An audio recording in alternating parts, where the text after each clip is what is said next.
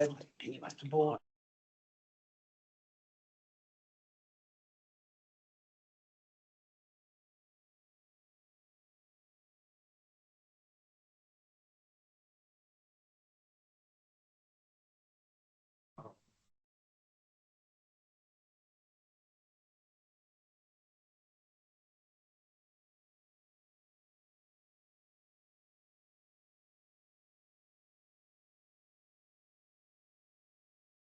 I thought you meant the fan up. Oh.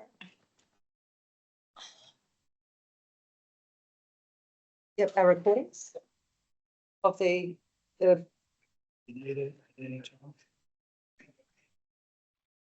Councillors, staff and members of the public have been advised that this meeting was recorded for on-demand audio download via Moree Shire Council's website, and a person's voice was recorded and broadcast via this means.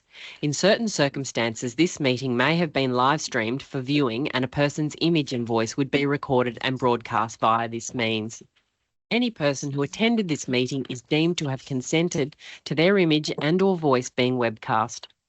All speakers at the meeting have been advised that they should refrain from making any defamatory comments or releasing any personal information about other individuals without their consent. Council accepts no liability for any damage that may result from defamatory comments made by any person who attended this meeting. All liability will rest with the individual who made the comments. This meeting was not recorded by others unless the prior written consent of Council, in accordance with Council's Code of Meeting Practice, was obtained as noted in these minutes. Any part of this meeting that was held in a closed session will not be recorded or accessible to members of the public. Please be advised that an audio recording of all council and committee meetings is taken and placed on council's website within 7 days of the meeting. Recordings will be available to any member of the public to access for a period of 12 months, at which point they will be destroyed. Webcasting of council and committee meetings by way of audio recording is required to meet council's obligations under the Local Government General Regulations 2005. No one is able to request alterations to the content of any recording. You should consult Council's policy on webcasting of council and committee meetings for further information on this matter, or alternatively, refer to the signage displayed here. Emergency response and general housekeeping. In the event of an emergency, the only emergency exit for this floor is through the double doors at the back of the committee room. The staircase from the restaurant to Baylow Street is the only exit out of the building once through these doors. The Mac Centre assembly point is at the corner of Heber and Frome Streets, in front of the art gallery, unless notified differently from the building chief or acting chief warden. There is a first aid kit located in the chambers and small basic first aid kits in each of the emergency response bags located in both rooms. If you use or take anything out of any of these kits outside of an evacuation, please notify your designated emergency warden as soon as possible. All doors and walkways are to be kept clear of any obstructions at all times. If the floor loses power, the emergency exit lights will be illuminated.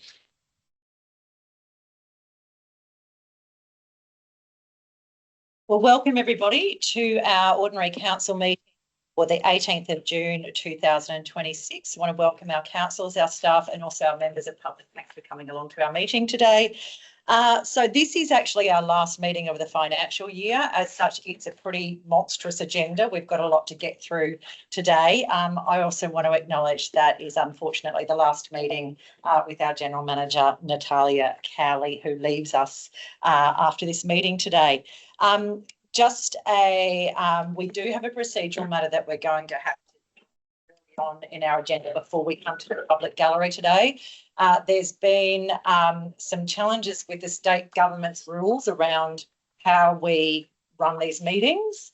And so we have to deal with that report before we can deal with any other reports on the agenda today or the public forum, because otherwise we don't have clarity in terms of how to run this meeting. It's very messy, but we're going to try and get through that really quickly. So before we kick off our standing orders, I'd like to call upon our Deputy Mayor Wayne Tai to do the acknowledgement of country. Thank you, Madam Mayor. Moree Shire Council would like to acknowledge the Camilla people that are the traditional owners of this land. Council would also like to pay our respects to the elders both past, present and emerging, and extend that respect to all other Aboriginal and Torres Strait Islander people who are present here today. Thank you. Thank you, Deputy Mayor. I'd like to call upon Councillor Deb Williams to read the prayer, please. Thank you. Let us pray for the health, well-being and security of our Shire.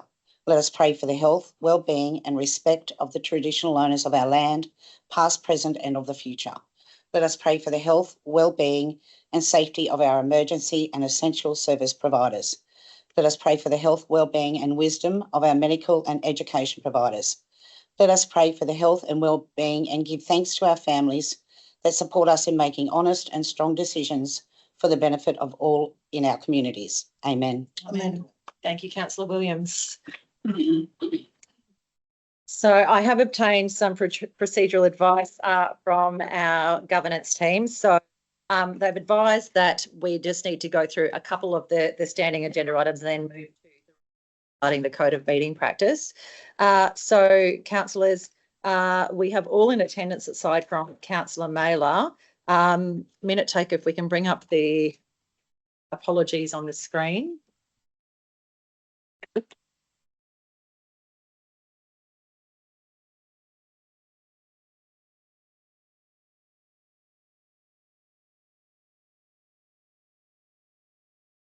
Okay, so we have apologies from Councillor Peter Mailer, who has advised that he, especially weather and rain forecast in the next few days, he is madly planting and so gives his apologies for this meeting.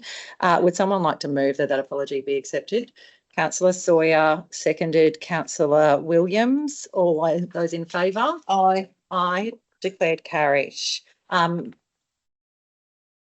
Councillors, we are still operating under the December 2025 Code of Meeting Practice, so the votes will probably have to be recorded for these ones, but then not recorded for the end ones. So can we just make it, can I just put that vote again, just so we make it clear who voted which way? So all those in favour? Aye. Aye. All those against? I didn't vote. So you're abstaining? Yeah. So Councillor James has abstained.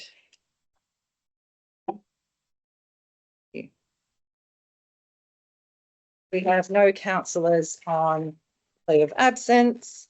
As I mentioned earlier, so as per the advice from our Director of Corporate Services and Governance, it's recommended that we bring forward report.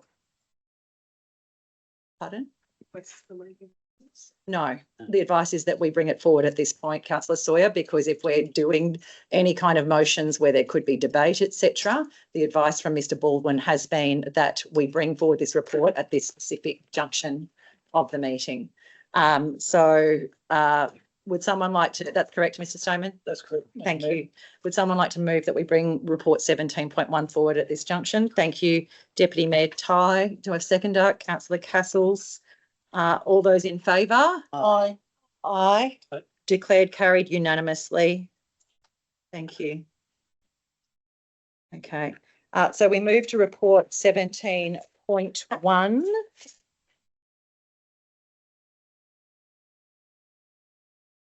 In our agenda.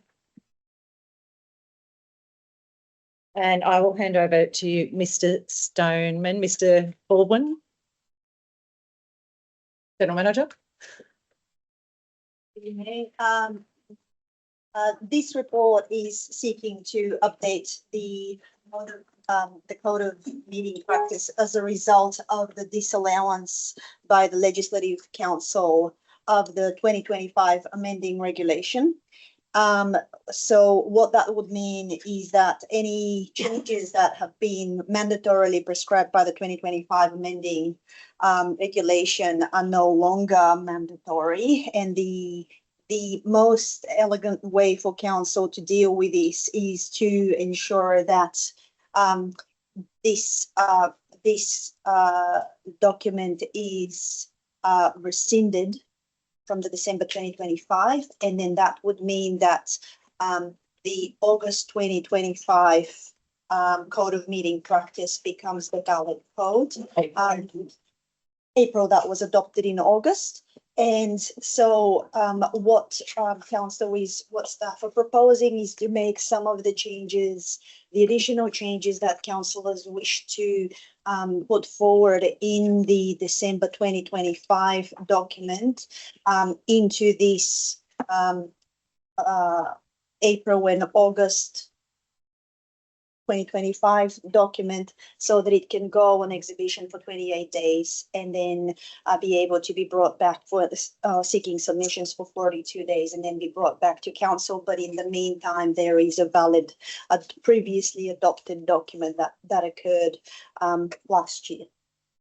Thank you, Ms. Cowling. All right. So would someone like to move the report? Have a mover? Councillor Ty, seconder. Councillor Castles, do you want to speak to it, Councillor Ty? Councillor Castles, do you wish to speak to it? Any speakers against? Councillor James? Just a quick clarifying question, really. When is all the stuff that was used against me that was in those reports going to be removed? So, through to you, General Manager. Through you, Mayor, so council has got a resolution that took those from the investigation report and then resolved it in that report. Now, in order to be consistent, we have re-entered it. So as a councillor, you're able to make an amendment to suggest that the proposed version that is going back on for exhibition removes that particular clause, and you could do that by going into committee of the whole, should the mayor choose to do that. But that is currently, for consistency, we have put it into the report. I might just add, Councillor James, your terminology was that it was things against you being put into a policy document. I'd just like to correct that, because essentially there were elements from an independent investigation where there was a recommendation that council changes its code of meeting practice as a result of that recommendation. So our team have done what that instruction basically was. So by council resolving that report and adopting those recommendations, it's now been built in this. So it's just the procedural thing. Those recommendations were based on what we perceive to be best practice, not individual targeting towards a councillor. They're also. Councillor James, can you please put your hand up? You've already spoken against the motion. As there are, Councillor Ty, do you want to speak as mover of the motion? Well, I'll put the motion. All those in favour? Aye. Aye. All those against? Just Councillor James, declared carried. Thank you. Okay. Sorry.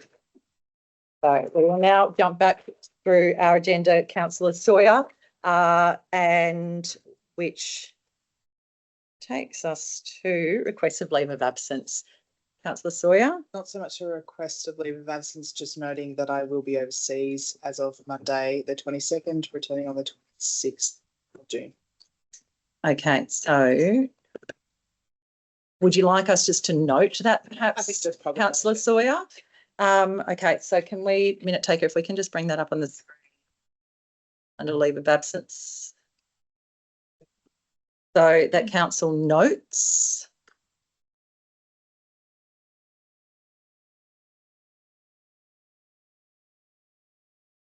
And if you can just repeat the details, please. Yep, it is Monday, the 22nd of June through to Friday, the 26th of June.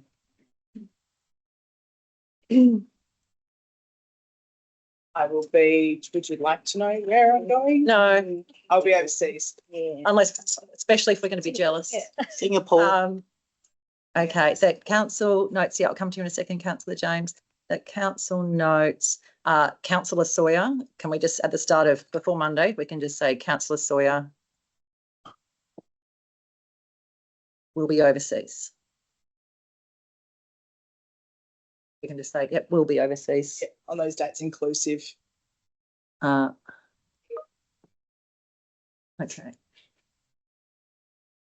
Yes, Councillor James. 16th of September to the 5th of July. 5th of October. And, okay, so that would need to be a separate point because we wouldn't be noting that, we would be approving. So can you please, minute taker, can you just please just drop it down?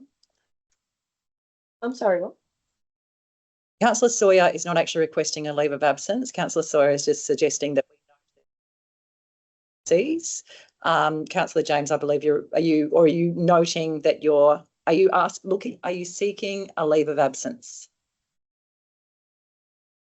Yes, Okay. that's what.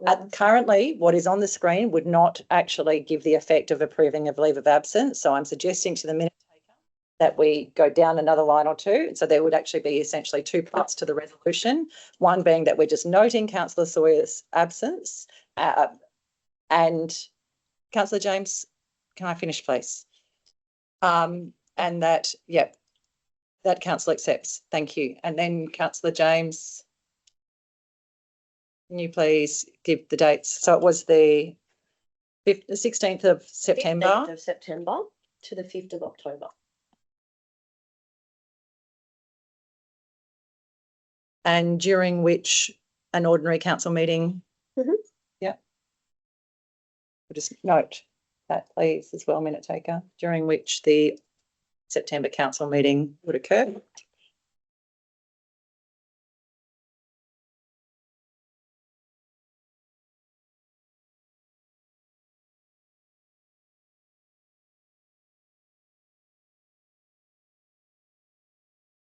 Okay, any other requests for leave of absence? No, I will, can I have a mover for the motion, please? Councillor Ty, seconder. Councillor McGrady. I'll put the vote. All those in favour? Aye. Declared carried. And we don't need to count the votes now because we're working under the other code of meeting practice. Thank you. Okay, we have our general manager. We don't have any requests to attend by audio visual link.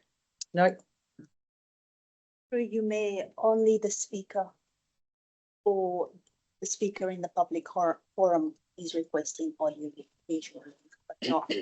We've got a speaker in the public forum. Yes. Yep. Who is that? Please. Lisa. Okay. Sorry, it's just not on my list for the public forum. Yep. Okay. So Lisa Ryan, and she's in relation to report number. 18.1 through you, Madam Mayor. Because I don't believe that we have we allowed this previously? Is it provided for in our code of meeting practice to have someone appear via audio visual for the public forum? Because I don't believe we've done this previously. Previously, it's not disallowed. This, and so that is why I'm raising it.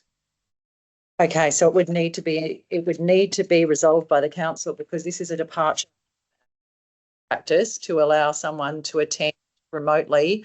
I just probably would urge councillors to consider that if we allow this audio visual attendance for someone to attend a public forum, then it would set a precedence. That would mean that we would potentially need to allow it for any person wishing to attend a public forum and speak at a public forum. So, because it isn't in our code of meeting practice in any way. Yeah, in any way. Pardon? I'm happy to move that we don't accept. So Councillor Ty is happy to move that we do not accept it.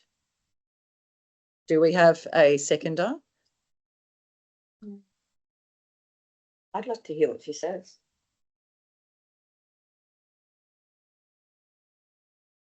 Just relating back to what the Madam Mayor said, it holds precedent for everybody then outside in the chamber, from outside in the community can just dial in when it's a process where they need to register to come in and speak. So I think it's only fair that they must follow the code of meeting practice. That register doesn't exist anymore. Hang on. Okay, so I've had Councillor Ty move that it isn't accepted. Do I have a seconder to move that it doesn't, do I have a seconder for that?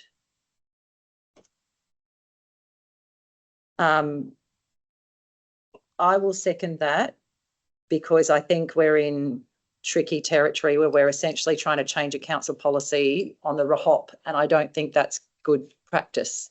I think we shouldn't be changing council policy on the hop. I think if we want to change our code of meeting practice, actually this probably should have been dealt with in the last discussion just then, which was about our code of meeting practice. And if we wanted to change our code of meeting practice to allow people to attend our public forum through audio visual, then we should have been changing that in the last decision when we considered that report. Councillor Williams. Something I've missed before, but I've never seen this request before, so it's not something that I'd rather sort of look into it and think about it and maybe have a discussion. So perhaps I'll suggest an amendment to the Deputy Mayor that we say that council, we would have to decline the request because it's not currently provided for in the code of meeting practice, and that council considers this in terms of its considers it in terms of its consideration of the code of meeting practice. Point of order, sorry. Yes, Councillor James. Under code of meeting practice, you're actually entering into debate, and we have had a mover and a seconder. You either need to move to vote or move to committee of the whole. Councillor James, I said I was proposing an amendment. That was me proposing an amendment. So I was moving an amendment. So let's get my amendment up on screen then. If we could please, minute taker. Okay, so I'll propose an amendment that council, that council, maybe we do point 1, please, minute taker, so that council a hyphen and then point 1. Sorry, just that council, yep, and then drop down to a point 1.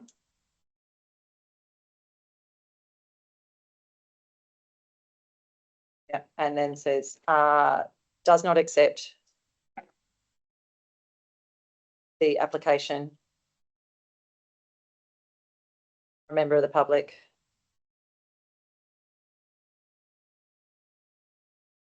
to attend the meeting, to attend the public forum via audiovisual link due to this not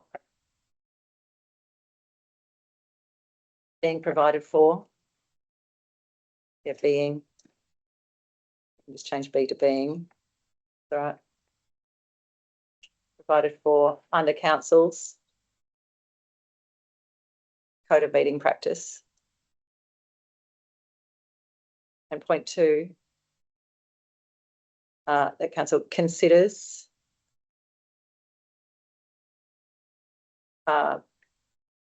public attendance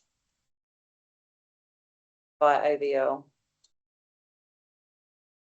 as part of its consideration of the code of meeting practice. Can I actually just change point 1 and put another thing in just start at point 1 and then hit enter, please? Sorry. Yep. And it goes thanks. So point 1 is thanks. Was it Mrs. Lisa Ryan who applied? Lisa Ryan, for her interest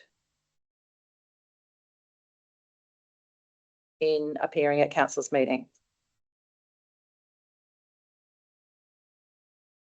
So that's my proposed amendment as a way forward. Would someone like to second that? Councillor Castles. Councillor Castles, do you want to speak to it? No, I think we've already said it's very self-explanatory. It's not out of meeting practice, so we don't want to do anything that's problems in the future, Madam Mayor. Okay, thank you, Councillor Castles. I will put it to a vote. All those in favour? Aye. Declared carried. Sorry, all those against? That was 1, 2. Sorry. Okay, Sorry. I was hoping to ask a question for clarification before we Me too. put it to a And vote. speak against. Yeah. okay, this is really messy. Can I also kind of say to our team, with these things in the future, if it's not provided for in the code of meeting practice, we have to probably have some advice from our team on to how to handle these things. It's not in the code of meeting practice as I understand it. Okay, so we will. So that has been lost. That vote has been lost, I believe. So, but we'll come to questions and then we're a bit stuck and we need someone to suggest a way forward. Councillor Sawyer? Get through you, Madam Mayor. Ms Kelly, if it is not disallowed and our current code of meeting practice, the one that we've just adopted, allows for a councillor to join via AVL with permission under certain circumstances, then I'm assuming that this person is joining because of a particular circumstance of which is really not our business, but there's probably a reason why they're joining via AVL perhaps. And we have the mechanism in place to allow it as a special consideration for this time. And yeah, is that not correct? That's correct. No, you may. That is correct. So a couple of things. Council staff were not able to provide a suggestion in the draft document because this application came 2 days after the reports were being published and we didn't have visibility of this. And council staff suggested accepting it in light of the fact that councillors are allowed to have access to AVL and that is a mechanism that is available. And that was the reason behind accepting. Thank you, Ms Kelly. Councillor Hodgkinson. A question for clarity through you, Madam Mayor, and I believe the General Manager just answered this for me, but I'm just going to clarify. Did Ms Ryan meet the other criteria under the public forum in the Code of Meeting Practice, being the request to attend before 5 p.m. on the Tuesday immediately before? So were the other requirements met? It was just that this is not specifically outlined in the Code of Meeting Practice. Through you, May, there isn't in the Code of Meeting Practice, there isn't a notification to say that we're unable to approve AVLs for externals. And because of that lack of clarification, we've left it open. Oh, sorry, through you, Madam Mayor. Sorry, Ms Kelly, the second part of my question was, did Ms Ryan request to attend via AVL, request to speak in the public forum before 5 p.m. on Tuesday just gone? Through you, May, yes, she did. Thank you. Okay. Just probably want to add though, in this Code of Meeting Practice, it also states that AVL, that if we're allowing it under the guidelines that we would allow a councillor, it also does have the clauses around showing 4 corners of the room, et cetera, et cetera. Look, if the mood is that the councillors wish to permit this, my concern with it is just that, you know, it's clunky and it potentially sets a precedent. But if the mood is that council wants to endorse this, then would someone like to move it? Councillor James. We never moved into committee of the whole and it's been open discussion. Whenever this has been me, you've called points of order and had me removed. So I would like for you to apply the same rules to every meeting, regardless of whether I'm speaking or not, because you don't do that. And you have deliberately let everybody speak right now at this table after a mover, after a seconder. The call is for a vote. Councillor James, Councillor James, a vote was held. The vote was lost. That leaves us in a position where we do not actually have a means of accepting this person unless someone has actually moved it. There were councillors who had questions. Councillor Sawyer had a question. Questions are permitted under the Code of Meeting Practice. If you want me to tell you the clause, I can do so. Would you like me to tell you the clause? Everybody's to put their hand No, my up to question to speak. you was... And you spoke collectively just then. You have to put, Point of order. you have to say point of order yourself. Councillor James, Point of order. under the code of meeting practice, you may not like it, but I am the chair of this meeting. That gives me entitlement to speak at any point because that is what you have to do when you're chairing a meeting. I am trying to work out the consensus from the councillors to find a way forward. Councillors clearly do want, my understanding is that there seems to be an appetite from councillors to allow this person to attend the meeting. I, as the chair, can speak. I have to be able to actually move this report forward. I'm not allowing a point of order. And I also, we've had 2 questions and I will call once again. We now have a motion that has not passed. We would need an alternative, a new motion put forward. Technically, it should have been a foreshadowed motion under the Code of Meeting Practice, Councillor James. It hasn't happened, but I believe that the mood of the room is to allow this person to participate. If that is such, Mr. Baldwin, can I actually just quickly throw to you and see if you've got any procedural advice for me in this instance?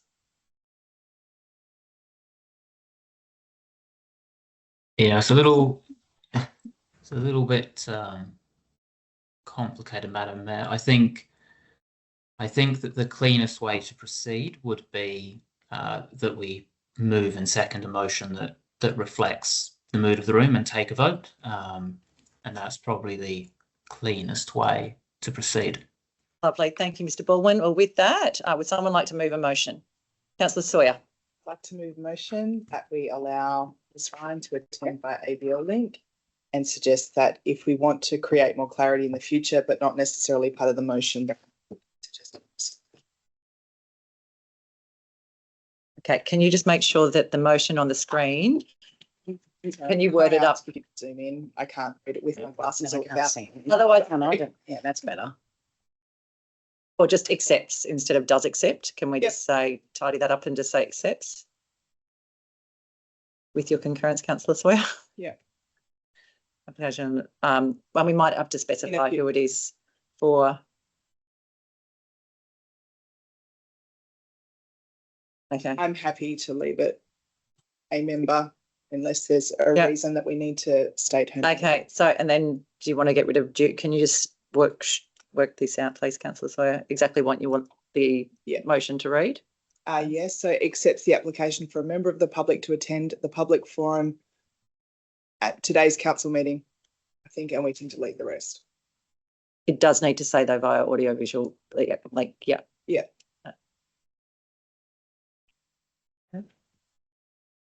Yep, full stop after link. To keep it really clean, I would delete the rest. And perhaps a councillor can put in a notice of motion if they would like to have the code of meeting practice more thoroughly aligned to this in the future. Councillor Sawyer, just to make it clear for our minute taker, delete point 2. Delete point 2.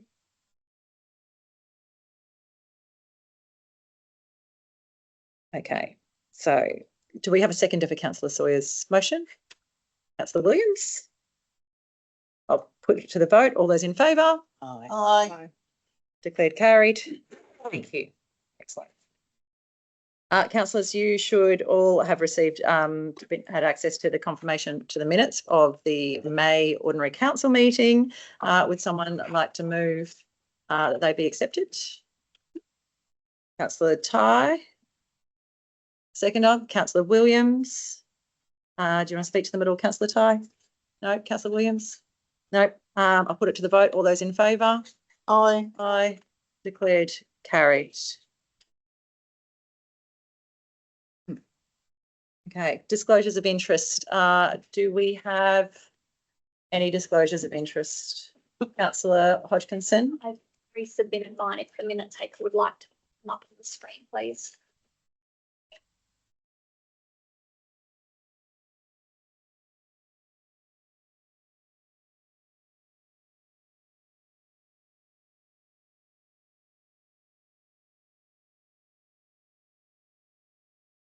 Okay. Thank you, Councillor Hodgkinson. Do you want to just talk us through them quickly, please? Yes, so my disclosure of interest is the same for both 22.1 and 22.2 in the confidential reports. I'm declaring a pecuniary interest in both of those reports due to my employment with Hennessy Real Estate. Thank you. And then go down. I think I've got one. Has anyone else got declarations of interest in today's agenda? For an abundance of caution, if you scroll down, I believe Mr. Peen. Is there another one there from me? Yeah. Oh, yes. Okay. Thank you. Look, just for abundance of caution, councillors, because we do have a decision regarding local government remuneration. I have just declared that, you know, we all benefit from councillor remuneration. So, but however, if we all declared significant pecuniary benefits and left the room, there would be no one to make a decision.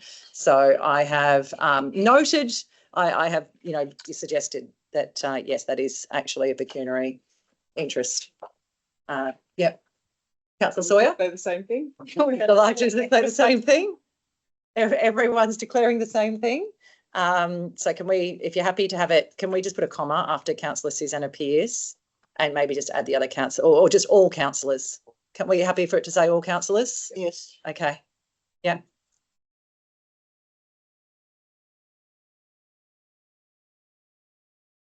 Yeah, because it is regarding, yes, yeah, declared a pecuniary interest relating to item, we need to, that just needs to be worded carefully, item 17.4. Yep. Oh, yep, that's fine. Stating they. Yep. Perfect. Okay. Would someone like to move the disclosures of interest? Councillor Ty, seconder, Councillor Sawyer. All those in favour? Aye. Declared carried. Thank you. Okay, we move to our public forum. It might be best, so do we have our audiovisual person available? No? Okay, well, we'll move to those that are in attendance in person, and I'd like to call upon Felicity Taylor to come and speak to the council. Just a reminder for our members in the public gallery who are coming to speak today, if you can come forward, state your name, which report you're speaking to, and then you can speak for up to 3 minutes, but feel free to take a seat at the table. Welcome. Thank you. Is he good? Yeah, absolutely. Good afternoon, everyone, Mayor and councillors. I will be speaking on behalf of 18.4 and against the report. My name is Felicity Taylor and I've served on the board of Tourism Moree for the past 3 years as the Treasurer and Secretary.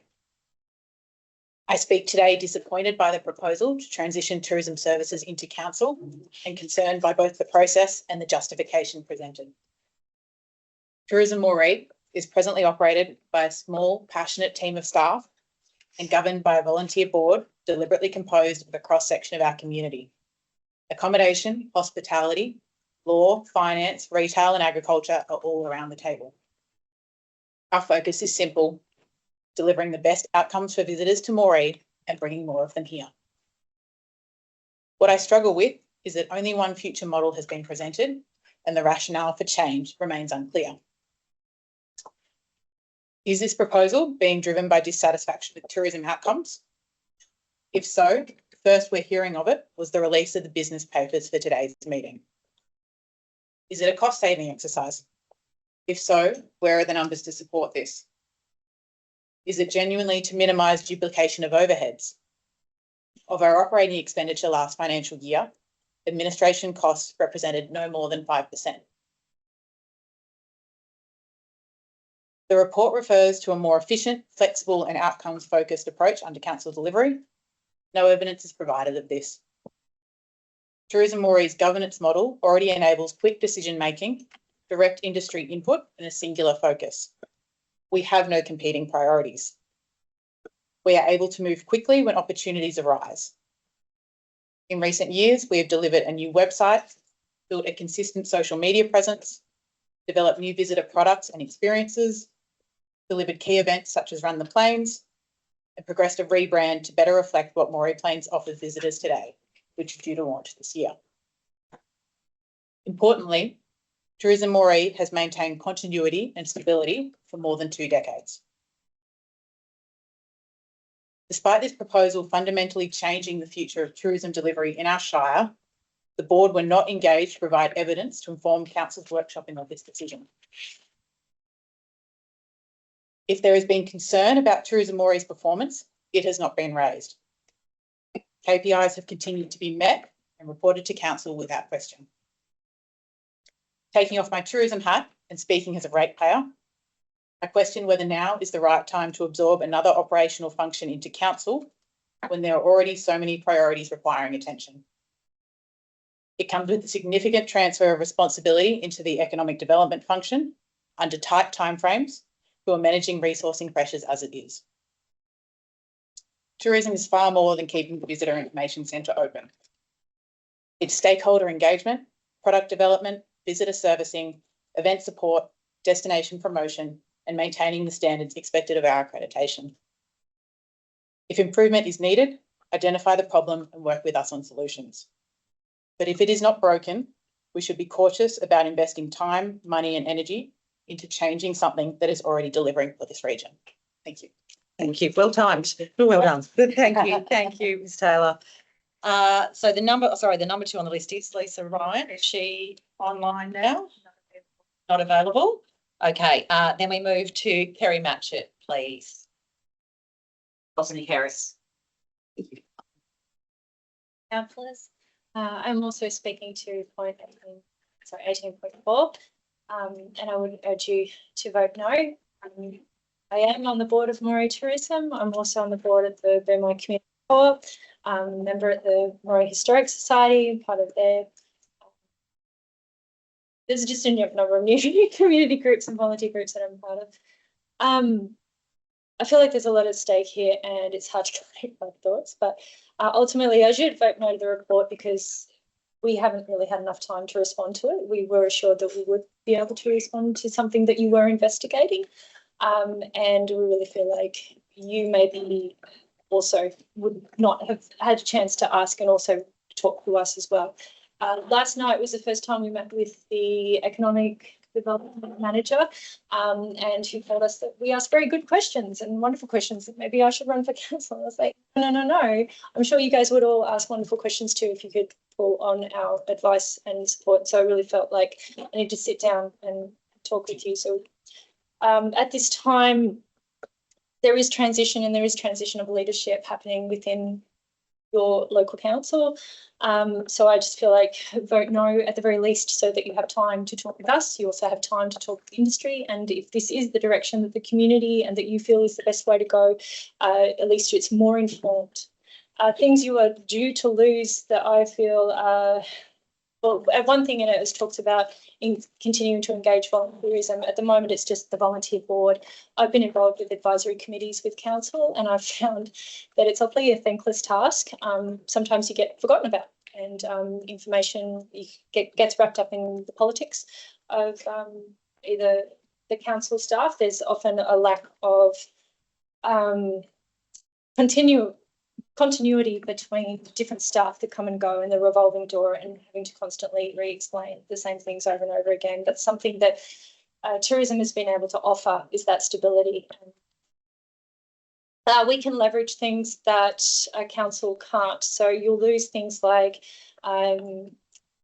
your ability for bang for buck, your return on investment. We just do what is necessary, what is required of you. But we also have the ability to then turn to private industry in town and say, okay, do you guys, there's this project, do you want to also contribute? Whereas when you ask for them to contribute, they often say, yeah, here's my quote, plus one is 10%. Whereas with us, they usually say, here's our contribution, sometimes plus a bit of generosity. And that's really helpful. It means that we can leverage in ways that you wouldn't be able to. So any efficiencies that you think you will gain, you may actually lose a lot of things that haven't been taken into account in the report.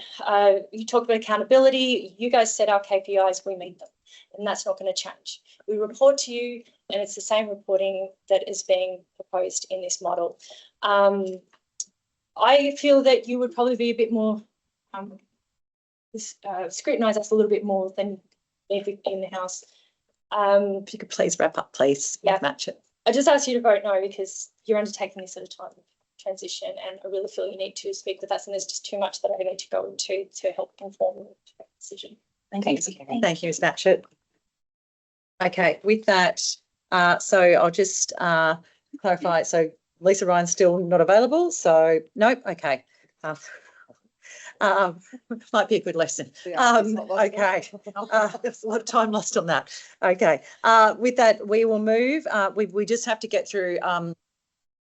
To those who are here for the tourism report, we just have to get through a couple of items. What I will do is I will ask the council to move the report forward in the agenda so that you can be here for our discussion of that report.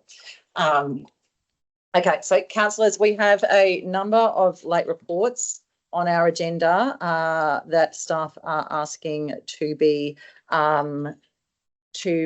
accepted. Councillor Sawyer? Happy to move. Councillor Sawyer is happy to remove. No, yeah, move. To move them. Okay, Councillor Sawyer, do I have a seconder? Yes. Councillor Castles, do you want to speak to it at all, Councillor Sawyer? Can I just ask a question? Was the report body actually added to 23.1 because it wasn't there when I last looked at the agenda, and it's only, I feel like it's only appeared in the last day or two. So infrastructure report, confidential procurement matter, servicing a council facility. When was that actually added to our agenda, the details of the report?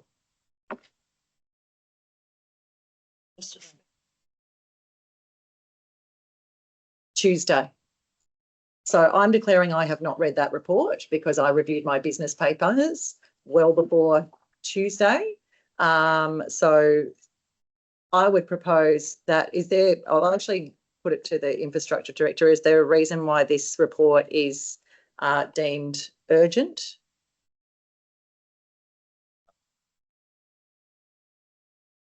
Deals with a procurement issue where we are obliged to pay a supplier, and we've worked out that there's been a problem with the way the supplier was engaged going back some 6 years, and we want to bring the matter to council, resolve it so we can legitimately pay the supplier for services rendered. All right, councillors, well, we've got a mover, Councillor Sawyer, seconder, Councillor Castles. Councillor Hodgkinson. Just for a point of clarity, Madam Mayor, under what is now our current code of meeting practice, if we're to accept these late reports, we'll also need to include in the resolution the reason why we're accepting the late reports.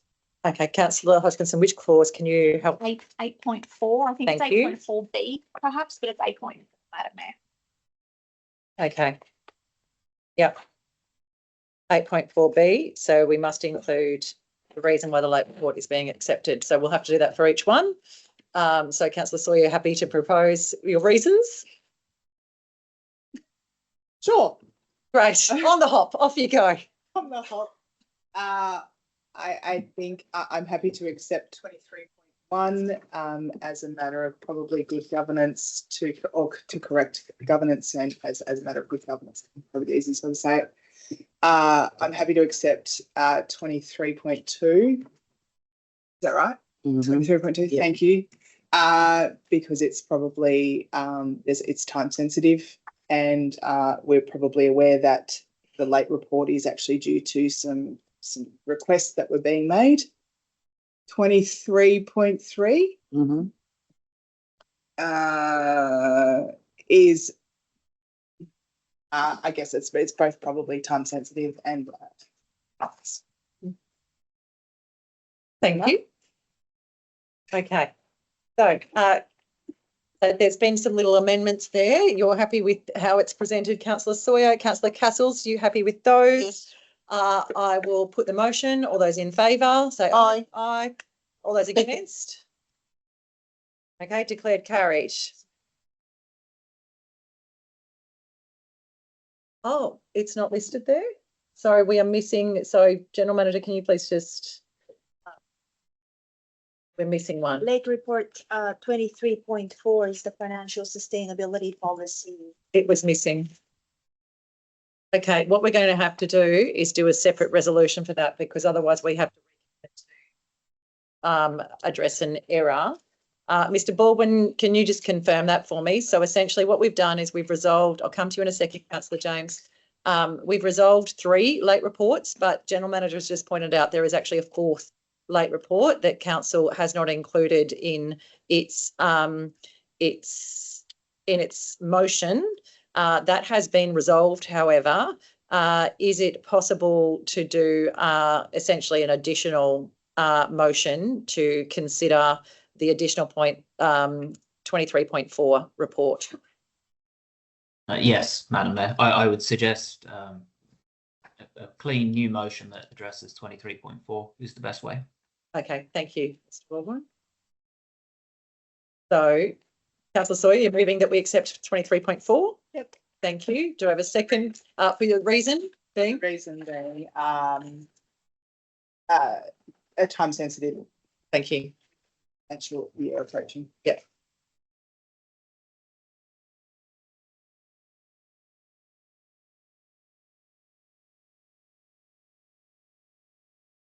Yep.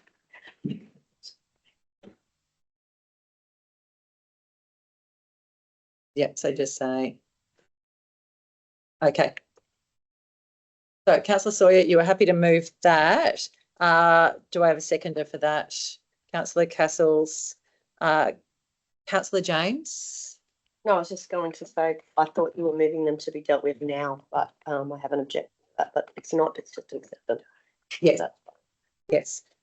So Councillor Sawyer's moved that. Councillor Castles has seconded. All those in favour? Aye. Aye. Declared carried. Thank you. Okay, we have no mayoral minutes. I will come to Councillor James. Councillor James, you have 3 notices of motion on the agenda, but we also have a number of people here interested in the tourism report. Yep. So I would just like to throw to you to see, would you like to deal with your notices of motion first? No, I'd like to deal with the Okay. tourism. Can I maybe call on you to move that the tourism report is brought forward, please? Tourism report being brought forward at this juncture of the meeting. Thank you. Be brought forward. I'm just let our minute taker jump. Yep. So we'll move Councillor James, seconded Councillor Ty. That we bring forward report number 18.4 at the junction of this meeting. Yeah, moving forward 18.4 at the junction of this meeting. Lovely, thank you. I'll put that motion. Sorry, Councillor James. I was just going to say, when it is moved, I need to declare a non-pecuniary interest in the report, but I will speak against it.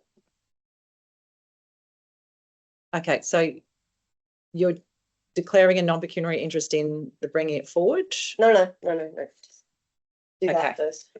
Okay, I'll put the motion. All those in favour, say aye. Aye. Declared carried. Thank you. Okay, so we will move to tourism Moree report 18.4. Thank you, and I'll pass to the General Manager. Oh, sorry. Through you, Madam Mayor.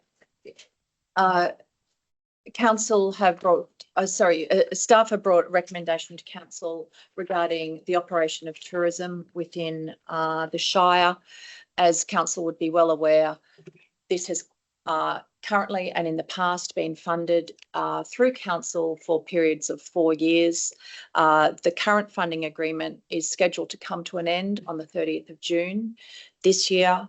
And this report proposes an alternate model following workshopping with council last month about a way that tourism could be delivered differently. And I'm happy to answer any questions. And I'll also note that our Manager of Economic Development, Brian Kindling, is in the room to answer any specific questions as well. Thank you, Ms Musgrove. Look, I think councils probably have a number of questions and discussion regarding this matter. Does someone want to move that we go into Committee of the Whole? Thank you, Councillor Castles, seconded Councillor Sawyer. All those in favour of going into Committee of the Whole? Aye. Aye. Declared carried. Thank you. Okay. All right. So I'm sure councillors have questions or discussion. I'll just open the floor up to discussion. Yeah, councillor Castles. Through you, Madam Mayor, to Mr. Bryan.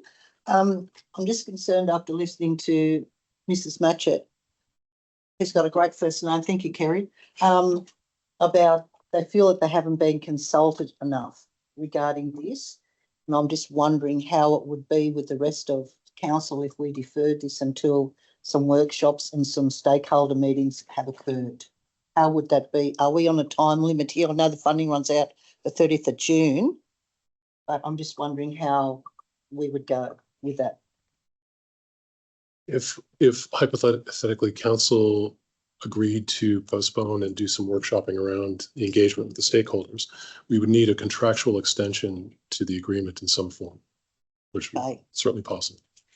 So I guess the next question is through the General Manager and our interim General Manager, how would that fit in with our schedule? With a contractual extension. Okay, General Manager. Through you, Mayor. So contractually, this hasn't been something that occurred in a week or 2 months. Apologies that conversation hasn't happened, but obviously there have been conversations with the manager about that possibility happening. And the reality is that while it is a great service that is provided, this council has also considered the outcome in terms of value for money and the $570,000 in what that has achieved. And while there have been KPIs, council have expressed over time views that we have also on our part not been very clear on the expectation of KPI. So not judging you guys on that, but it hasn't been for the $570,000 on an annual basis. The outcome that has been achieved is not. It hasn't been regarded as value for money. And while that hasn't been a great collaborative effort contractually to try and extend that, is just as time consuming as it would be if that service was rolled into council and then proceeded to consider how effectively to handle that. And so that is what's been proposed to council as part of a conversation and as part of that discussion and an ongoing conversation around the service that has been provided over the past 4 years. Thank you. Councillor James. Madam Mayor, can you possibly advise how this change that's been proposed will provide better value than the current model? Thank you, Councillor. Absolutely. Thank you, Councillor James. I would suggest the advantage to this proposal is the rationalizing certain functions of the operation of business. So payroll, finance, human resources, legal, operational support material that sits in the back of council would be applied to the tourism operations, and we believe would reduce those accumulated costs. So given that I've got 2 more questions. Given that council's main focus Please raise your hand just to answer yep, keep going. Is roads, rubbish and rates, how do you perceive that taking back tourism would be in alignment with any of those things, given that we struggle right now to have a full conglomerate of managers? I believe, Councillor, your question is the capacity of the team. Lower priority that would be given. Councillor James, can you please put your question to the General Manager, and then the General Manager can go to the staff member if required, noting that Mr. Kinderline has been with us a matter of months. We need to follow the process here, please. Yeah. Okay. Point of order.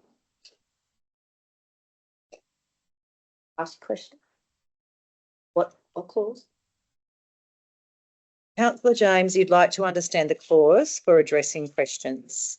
No, Councillor James. Point of order, and you're supposed to find the thing that says which clause are you referring to? Councillor James, please don't speak over me. I was in the process of doing so.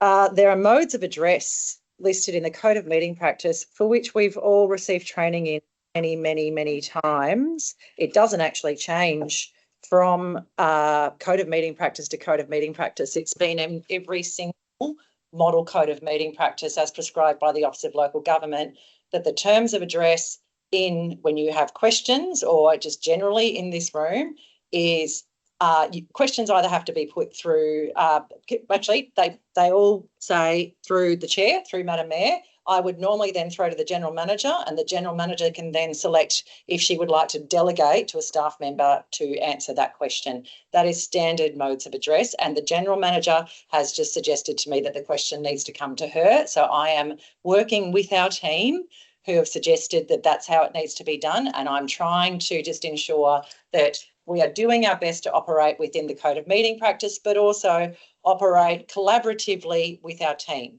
Okay, so did that apply when Councillor Castles just spoke? Councillor, she directed her question directly to him, but then I can't. So please, which is it?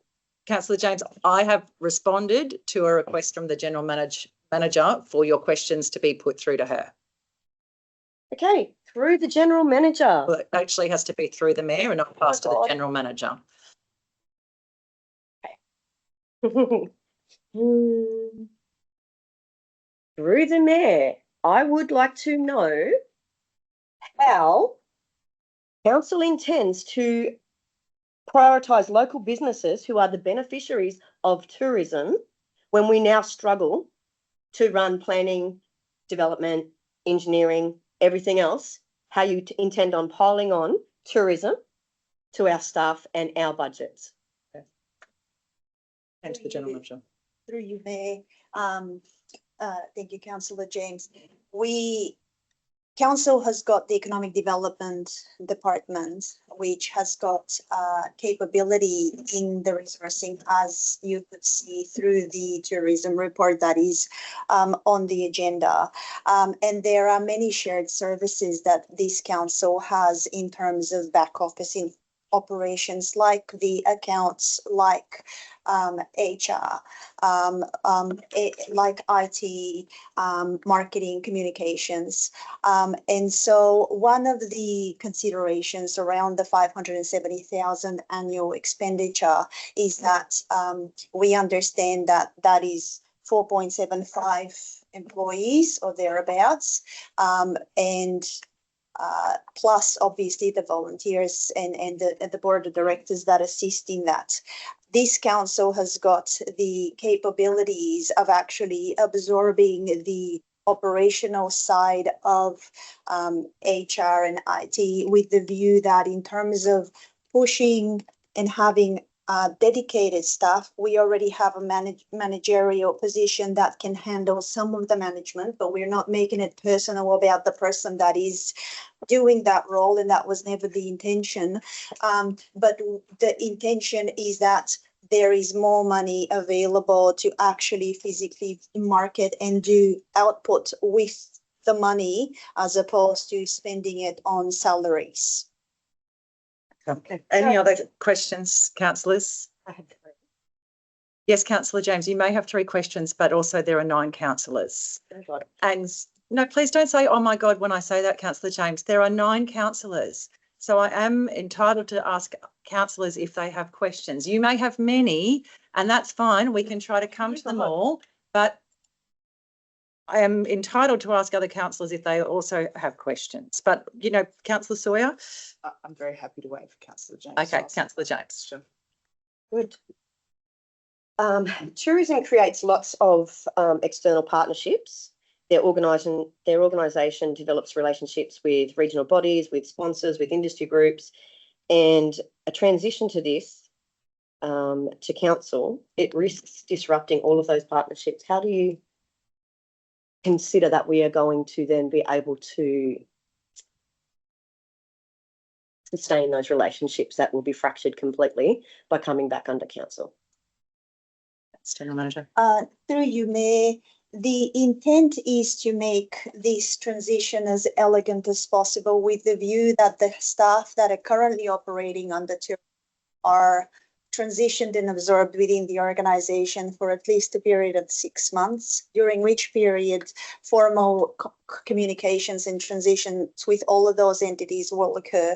But as part of the ongoing relationship that council staff have with those entities in their economic development functionality, those relationships are not fractured with this organization. We have just strong relationships. But it's not only about the relationships, it's about the outcomes, and it's about the tourism growth and about the tourism visitation and what this organization is wishing to achieve in that space. And that is what that is one of the key elements of making money available that isn't just for staffing, but actually for marketing and outreach. So can I clarify on the marketing question? Mm-hmm. So time and money spent on organisational change could also be spent on marketing and visitor attraction as it is, rather than us investing more money and spending more money on internalising the process. That money would be better spent on marketing for tourism to attract visitors. Through you, Mayor.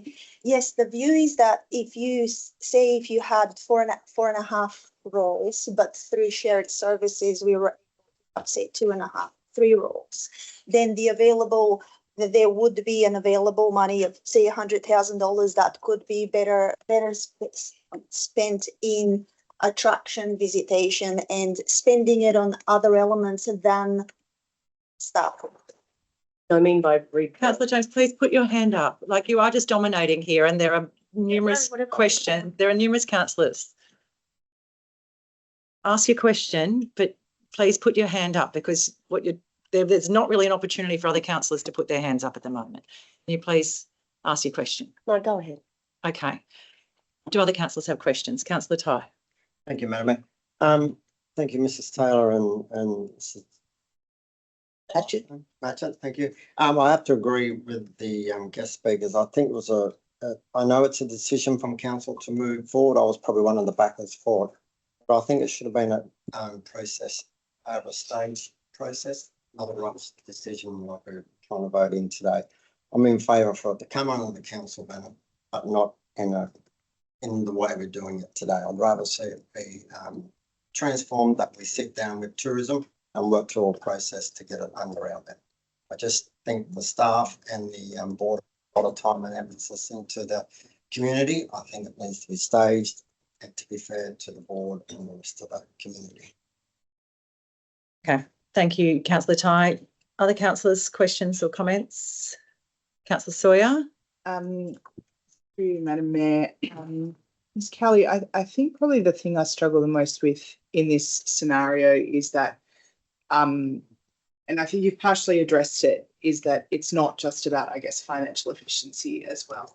And Councillor James asked a really great question around, I guess, some of that more intangible, difficult to assess in terms of financial money, benefits of having this outsourced and partnerships and relationships and things like that. I guess my question is probably really kind of going, has there been an attempt to really quantify, I guess, how this will be beyond the financial savings and the availability of funds that could unlock potentially, but where there's always a loss and a benefit of outsourcing something and a benefit of insourcing.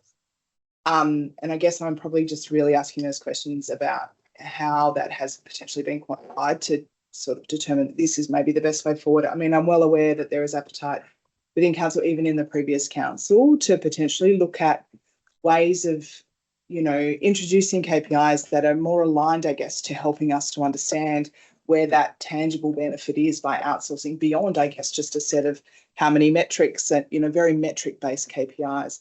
And I guess it's perhaps something that we as council have not done well in thinking about how we instill, I guess, the right measurement techniques to really understand what that value is as an organisation to stay outsourced versus coming in-source. Hopefully the question was sort of somewhat clear in that garbled mess, sorry. Through you, Mayor, fair question. The way that this was constructed internally was through benchmarking at looking what other regional councils are doing in the tourism space. Obviously, there are insourced and outsourced models. That happens with everything, whether that is art or tourism. What was quite obvious in this situation is the quantum for this small, comparatively small shire in terms of number of people and the quantum that is invested in tourism versus the quantum of measurable additional tourism visitations either coming through the flight system or through events. And in terms of quantification, and yes, I know that this it's not everything is about finances, but a lot of things are about metrics. And in terms of the growth, the double digit in percentage terms of growth in visitation just isn't here. And for $570,000, that is a significantly higher amount than councils that are 2.5 times bigger than ours spend on tourism when it is insourced. And the world is moving a little bit more to a agile model of not having specific externally duplicatable models. There is the push, whether it's even with AI and shared services and joint ventures of councils, there is the push of actually having as much of the overheads that communities are paying to be insourced, carried within a bigger entity, and then use the money to actually have tangible benefits that can be individually measured to bring in visitation, bring in specific locations that we're attracting visitation from, and have that contributing to our economic development and tourism and growth within the community itself. Thank you. Other questions, councillors? Okay, before we go out of committee of the whole, I'd probably like to say a few things as well, but I think what we need to do is ask for an updated recommendation from the team, which I'll come to in a minute, because I think well, what we're hearing is that, you know, we've heard from Tourism Moree, we've heard from councillors that you know, there does seem to be appetite to bring Tourism Moree underneath the council banner, but no one wants to do that poorly. And I think if at the end of the day, we've got to be operating with the right objectives at the end. And the objectives are that we want to drive visitation and we want to do it with value for money. And so we don't want to doing a transition poorly does not benefit anybody. But look, I also just want to highlight the context that we are operating in at the moment. So Moree Plains Shire Council is incredibly unique right now because we haven't gone out and put up rates. So just pulling some figures together from other council areas around us, I think our community needs to know the lay of the land. So Armidale went out to have increased their rates by 58.8%. Liverpool Plains has increased theirs by 58.1%. Glen Innes has just been approved to increase theirs by 42.9%. Urella is 40%. Gunnedah 36.5%. It is becoming more and more challenging for a local government in New South Wales to actually be able to balance our books. It's really, really hard. And that unfortunately does mean one of two paths for a council. It's either that we go, well, we keep doing things the way we've been doing them, and we say to our community, you're going to have to foot the bill and we're going to have to put your rates up. So that's option one. But then there's also option two, which is we look at what we're doing, we look at where we're spending money. And I suppose for tourism, it happens to be that your funding agreement has come up at this particular point in time where I don't want us, and I can't speak for everyone, but I don't want us to be a council going out to our community and saying we have to put up your rates 40%. And I'm not saying that means that tourism's putting up our rates 40%, but it is where we are operating at the moment. And it does mean that we need to be considering where we're spending money and the value we get for that money. And we basically need to benchmark every single decision that we make. So I suppose I would have loved for you to probably have that context presented to you, and I'm sorry if that hasn't come to the tourism board. But I think also the benchmarking exercise, you know, Armidale, who has gone out and increased their rates by 60%, they have 3 full-time equivalents in tourism. That's it. Inverell have 2.5 full-time equivalents in tourism. Guida has 3. Now, it's not just a people thing. It's not just a people thing. And because I know your people work bloody hard and are doing their best. But there has been I've sat around this council table now, this is into my second term, and whilst there may not have been, tourism may not feel that there has been direct feedback about not meeting KPIs, there's certainly been plenty of resolutions of this council that have indicated a sense that council has not been getting the value from tourism that council's been wanting to see. And if you read the report that's on our agenda today, there's a whole raft of resolutions. If you go back through the resolutions, wanting, and I think we've been clunky at it. I don't think we have successfully given you really clear KPIs. And so I think, you know, there's 2 sides to that coin.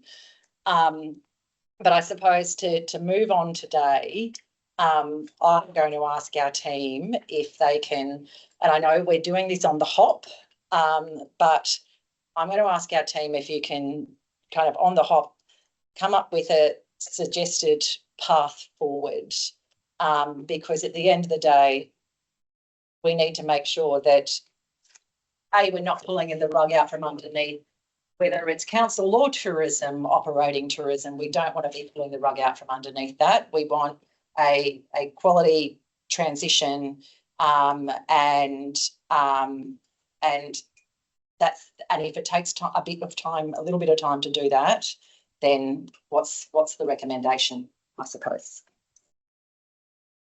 Through you, Mayor, that is precisely in order to transactionally handle the contract negotiation process that is meant to finish in June.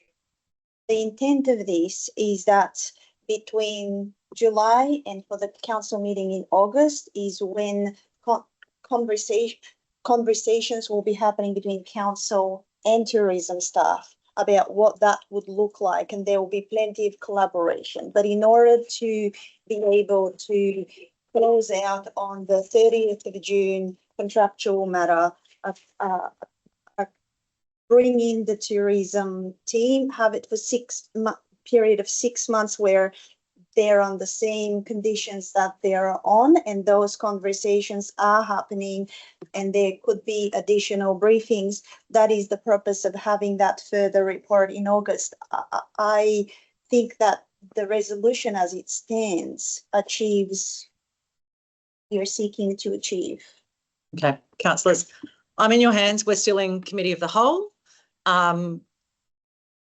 So we can either go out of committee in the whole and just review the recommendation as it stands, or we can potentially workshop something right now in committee of the whole if councillors wished to do so. I did also, try and obtain some procedural advice earlier about whether, and I might throw to Mr. Stoneman, if there needs to be a mechanism to provide some short-term funding to tourism, Moree, what that mechanism could be without entering into a new 4-year contract. So I might just throw to Mr. Gentleman to Mr. Stoneman. To quickly throw to Mr. Baldwin. No, but can I just say that? Yes. Done some work on potential. So there is no room in the existing contract, and there's no clause in the existing contract for a contract extension. So it's the clean cut of the 30th of June. So Mr. Baldwin has come up with a suggested path to go forward, and I'll let him speak through that. Thank you. Mr. Baldwin.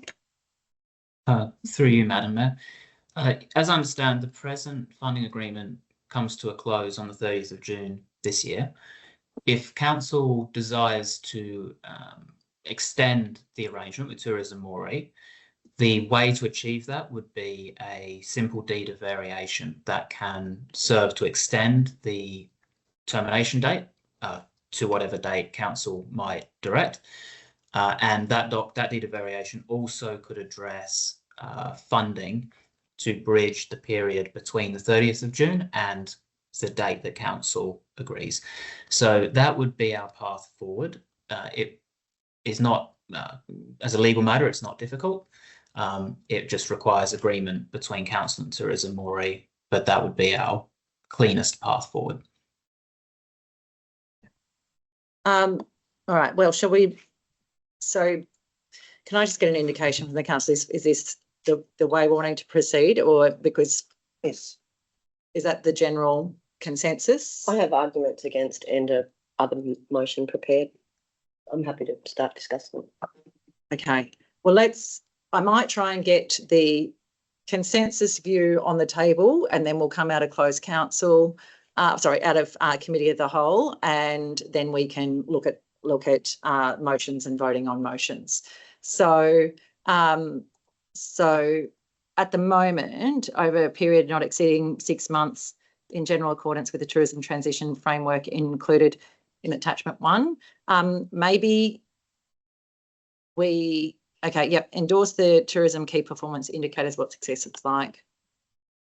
Okay, can you please provide some advice, Mr. Baldwin, so through the General Manager, just on what would need to be added to the recommendation or amended to the recommendation that sits before us at the moment, Mr. Baldwin? Through you, Madam Mayor, if the desire of council is to extend the current arrangement, then the key things that need to be decided are for how long council wishes to extend and what the funding might look like. If that is the way council wishes to move, then I would suggest that we would add perhaps a new paragraph 3 that gives the acting general manager some guidelines about what that transitional document might look like. And that would be how we'd do it. I can suggest some wording if you would like, perhaps through the minute taker, but I'll defer to the general manager on that matter. Through you, Mayor, perhaps we say delegate to the acting general manager. Minute taker, please. Thank you.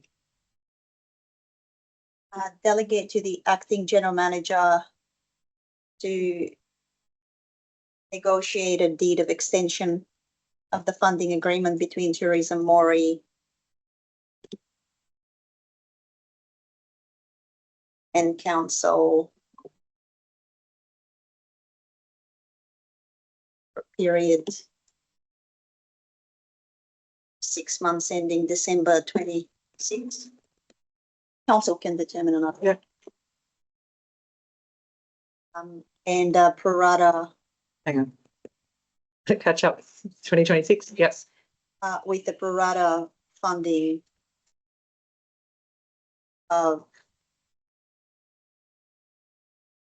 285,000, up to pro rata funding of up to 285,000. We'll be clear on whether that's Inc or ex GST, please. Plus GST. Thank you. Yeah. Okay. All right, so that provides some clarity that this potentially would extend, to extend the funding agreement. Councillor Sawyer. I apologise for a very late question. May I ask one? Just some kind of clarity. Through you, Madam Mayor. Ms. Kelly, was Tourism Moree aware that their contract period was extended with no option? Sorry, it was coming to an end, and that there was no option for extension. Are you aware of that? To your knowledge? Through you, Mayor, it's the obligation of the contracted party to know what contracts they enter into. So just to respond, Councillor Sawyer, it would have been whatever was put in the contract 4 years ago. Yeah. Yeah. Okay, councillors, are there any more questions or discussion about the updated recommendation here? I have an updated recommendation. It can go to the next. Sorry, is point number 1 still? Sorry, could you mind zooming in? Sorry, through you, Madam Mayor. Thank you. Can I ask just one quick question? Ms. Kelly, with the beginning part, does that mean that tourism would be transitioning straight in, like as of the 1st of July? Or is there an opportunity to potentially have more of that 1, 2, or however many months potentially for discussion and what have you, with the idea of transitioning them in to that point of time? Or my understanding that the way that the resolution stands now is that there's a transition immediately. I'm a little confused. So, yeah, through you, Mayor, because the contract ends on the 30th of June, it's a straight transition on 1st of July under existing contractual arrangements as a deed of extension to that exact same agreement. So same conditions, nothing, no additional negotiations. It's an extension of the contract through a deed of extension of 6 months. Yeah, so they would be functioning as Tourism Moree for an extended period of time, and then with a view to work out the details around transitioning. Thank you. So can we, with that in mind, can we just roll through? So endorse the transition of tourism services, endorse the key performance indicators, which key perform. Do we need to do that now, or should we be doing that within that further report in August? Should we maybe get rid of that point 2? Get rid of that point 2. And get out like so, but also can we add at the start of point 2 that the acting general manager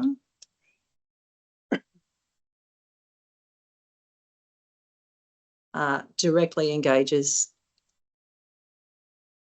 with Tourism Moree. Yeah, or their delegates. Directly engages with Tourism Moree or their delegate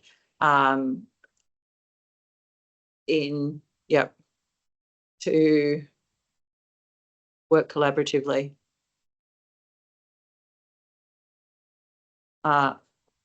regarding the I'm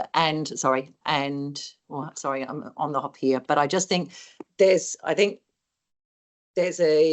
sense that we do want to engage properly with Tourism Moree, and we're sorry that this seems to have come as a and look, obviously there's years of intel and expertise there, and we've got to find a way of capturing that.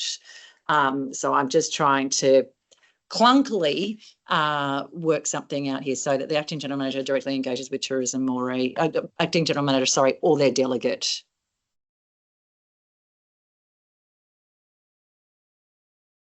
Don't need to say it. Yeah, directly engages with Tourism Moree, just so, or delegate, so remove whether or second in that sentence, please, Mr. Capine. Yeah, at the end of line, yeah. To work collaboratively on a transition process.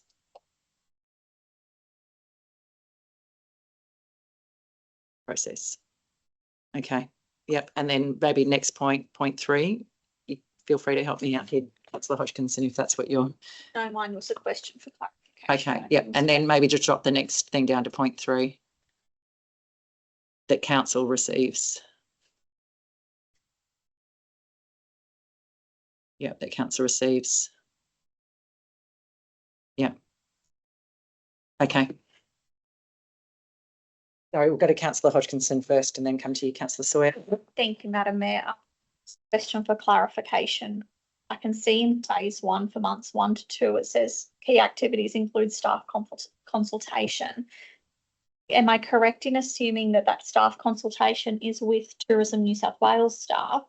And is there a mechanism for ensuring that if there are staffing changes, those staff would be afforded the opportunity to look at positions within council? I'm mindful that this is also people's life. Okay, yep. General Manager. Sorry, Mayor, where's the consultation? Sorry, isn't in the sorry, yes, General Manager, under transition timeline, phase 1, planning and due diligence, months 1 to 2, governance review, staff consultations. Through you, Mayor, the staff consultation is with absolutely in tourism staff, and tourism staff welcome, like everyone else, to apply for any available roles with council. Okay. Councillor Sawyer? Just the noting, Madam Mayor, that, Madam Mayor, Ms. Kelly suggested we putting 6 months as a notary with an idea to, if we're all in agreement with 6 months. Yeah. Councillors? Yeah. Okay. All right. Well, what I might do is I might, call for someone to close committee of the whole. Councillor Ty, seconded. Councillor Sawyer. All those in favour? Aye. Aye. Declared carried. Okay. Carried. Okay, so we have a recommendation out of committee of the whole. Would someone like to move the recommendation? I haven't. Do you want to move yours? So, Mr. Baldwin, if you can just if I could just ask for some procedural advice. We have the recommendation from committee of the whole, but Councillor James has just advised alternate, not amendment. Councillor James has just advised she's got an alternate motion. Can you please just give me some procedural advice on the best way to proceed? Through you, Madam Mayor, yes, just one moment if I may. Yes, absolutely.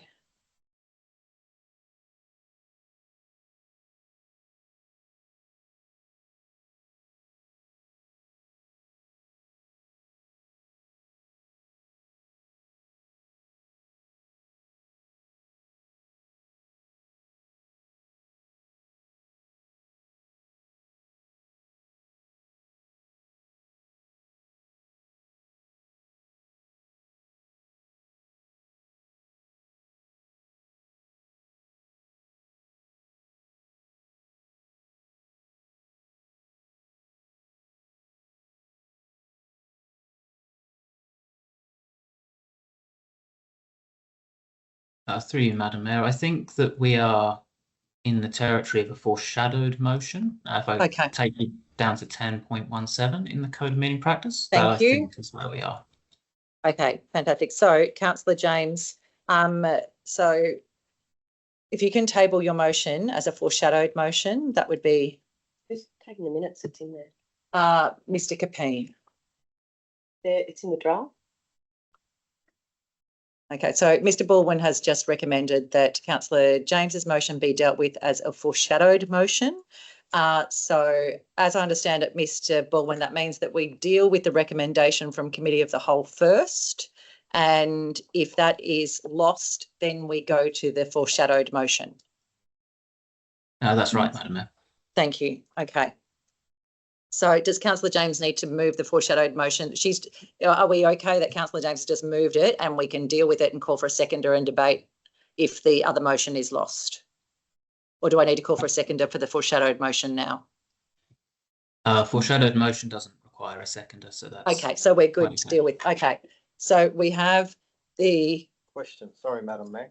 Can we read the shadow motion before we vote on the other one? Because yes, please. Okay. Councillor James, can you read your foreshadowed motion, please? This is a foreshadowed motion in regards to tourism, that council retain Tourism Moree as the principal tourism organisation for Moree Plains Shire Council and not proceed with the tourism services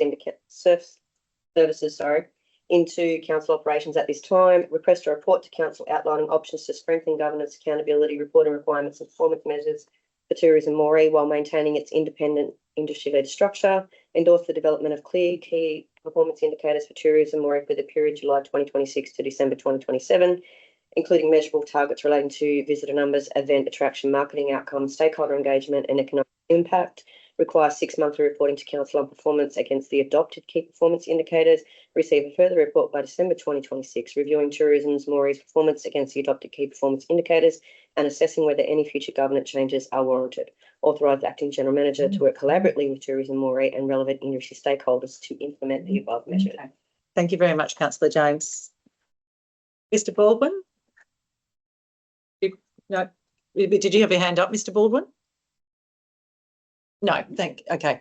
Okay, councillors, we have a recommendation. If we can go back to the recommendation, because we have to deal with that first before I can do the motion at the time. So the recommendation as it stands out of our workshop is on screen there. Thank you very much, Minute Taker. Would someone like to move the recommendation? Councillor Castles, do a seconder. No second. I will second the recommendation. Councillor Castles. Would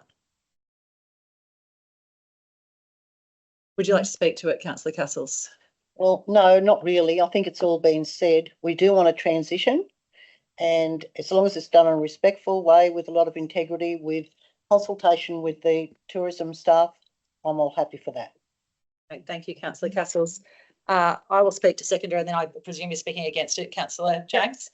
Look, this isn't an easy decision, but I think one thing that's come through also from the submissions from Tourism Moree earlier today is that I think we actually have had issues with essentially there being two governance structures, that there's been expectations from council, and whether it's been clearly conveyed to Tourism Moree or not, the sense has been that Tourism Moree has not been able to deliver quite the return on investment and meeting of KPIs to the level that council wish to see. I think sometimes, essentially, by having two board structures, we basically have Tourism Moree reporting to not just their board, but also reporting to this council. And my concern with Councillor James's foreshadowed motion is essentially it's exactly the same as how we've been operating. We have workshopped KPIs. They have been put in place, but at the end of the day, they have not delivered the overarching outcomes that we needed. But at the same time, we do need to be considering every bit of money we are spending, and when other councils are spending considerably less and seem to have more significant tourism profiles, then I think we do need to be looking at that. And so hence I support the now amended recommendation before us. Look, change isn't easy, but I do believe it is the end of the funding agreement, and I do feel like the foreshadowed motion basically just kicks this down the road for a long period of time, potentially. And I think it may be uncomfortable, but I hope that our team can work productively with Tourism Moree to make sure that this is a seamless as possible transition, that actually and that there are jobs provided for every single person who works in Tourism Moree, because our council has no shortage of jobs and need for good people in this organisation. And I do genuinely believe that the people at Tourism Moree are good people who have been working very, very hard for this community. So I do second the motion. Councillor James, you wish to speak against? Yes, I've got about a dozen points here. Tourism bodies often perform better when they're industry-led. Tourism is fundamentally a business and marketing activity for our town. Accommodation providers, attractions, hospitality businesses and event organisers are often better placed to identify and opportunities than what we are at council. Independent tourism organisations can be more agile and responsive to local government structures. This was moved 20 years ago to the creation that it is right now due to staff inability to run tourism. There will be an additional cost to ratepayers. Bringing tourism back in-house requires additional staff, administration and management costs, marketing budgets, office and operational expenses, and council should be able to demonstrate that the change will provide better value than the current model, and I don't believe it can. There is a risk of tourism becoming a lower priority because councils have, and we have, too many competing responsibilities right now, including, as I said before, roads, water, waste, planning and community services. Tourism promotion can easily become the secondary when the budgets or operational issues are tight or need to be increased. But anything for advertising and that sort of stuff falls off first, and that would be first. Tourism would be falling off first. There's reduced industry ownership. So local businesses are the primary beneficiaries of the tourism that we're trying to provide, and a separate tourism organisation encourage stronger business involvement and investment. And we know sitting at this table that people will come and invest with tourism, or they'll invest with a strategy that tourism's creating they won't come and give council buckets of money. Bringing it under council will reduce the industry participation and the volunteer input to be able to operate tourism itself. We need to see evidence before we change this structure. What problem is being solved by bringing it under council is that there hasn't been an independent review. We don't have any measurable shortcomings that exist under the current model. Every time KPIs have been brought before council, they have been accepted. We've never had KPIs questioned against tourism. If the measurable shortcomings exist under the current model, then they should have been addressed in KPI reviews when we had them. Evidence shows what evidence do we have that council operation will produce any better outcomes, and we risk the potential loss of external partnership. So tourism organisations often develop relationships with regional tourism bodies, operators, sponsors, industry groups, and any transition straight into council disrupts those partnerships completely. Governance and accountability concerns include tourism decisions could become the subject to political priorities over each election cycle. So long-term tourism strategies can be difficult to maintain if the direction changes every time council changes, and this seems to be the case. And the economic development for Moree, it should be community-driven. It can't be council-driven. We've got too many other things to worry about. Tourism success is a collaboration between the business owners, event organisers, community groups. So much Indigenous tourism has gone through the tourism centre, and then collaboration with council, like some sort of partnership model, which is what we have, provides better relationships and better results than what council directly operating tourism does. That's why it was moved in the first place. We rebrand and restructure, and it provides staff changes and uncertainty. Time and money spent on that organisational change, as I said before, could be invested directly into marketing and visitor attraction for tourism. That's why we have the tourism. That's why we have the TED funding, and that TED funding is supposed to be to boost tourism and economic development. Before bringing Tourism Moree back under council at all, I think we should be asking what governance reforms could be implemented, what service agreements could be strengthened between council and tourism, what performance targets could be introduced, because I'm yet to see a report that says that tourism has not met any of their KPIs, and greater council oversight could be achieved without a full takeover of tourism. There's a key question, and it's what evidence demonstrates that Tourism Moree back under the management and control of council will deliver better tourism outcomes, increased in visitation, better value for ratepayers than the current or the improved independent model. And that keeps us on evidence-based focus, not just we want to chop tourism because we feel like it. Okay. Councillor Jones. Councillor Castle says, mover, do you want to respond? I think you've given some very, very, very good points, Councillor James, but at the end of the day, a lot of it is about finances, $570,000. And as we've talked about in workshops, some of those KPIs have not been met, and we're not getting the value for money. And that's no reflection on the staff over there, because most places, as Madam Mayor has spoken about, most tourist places only have 2 full-time staff and the rest are volunteers, and we have 4.5.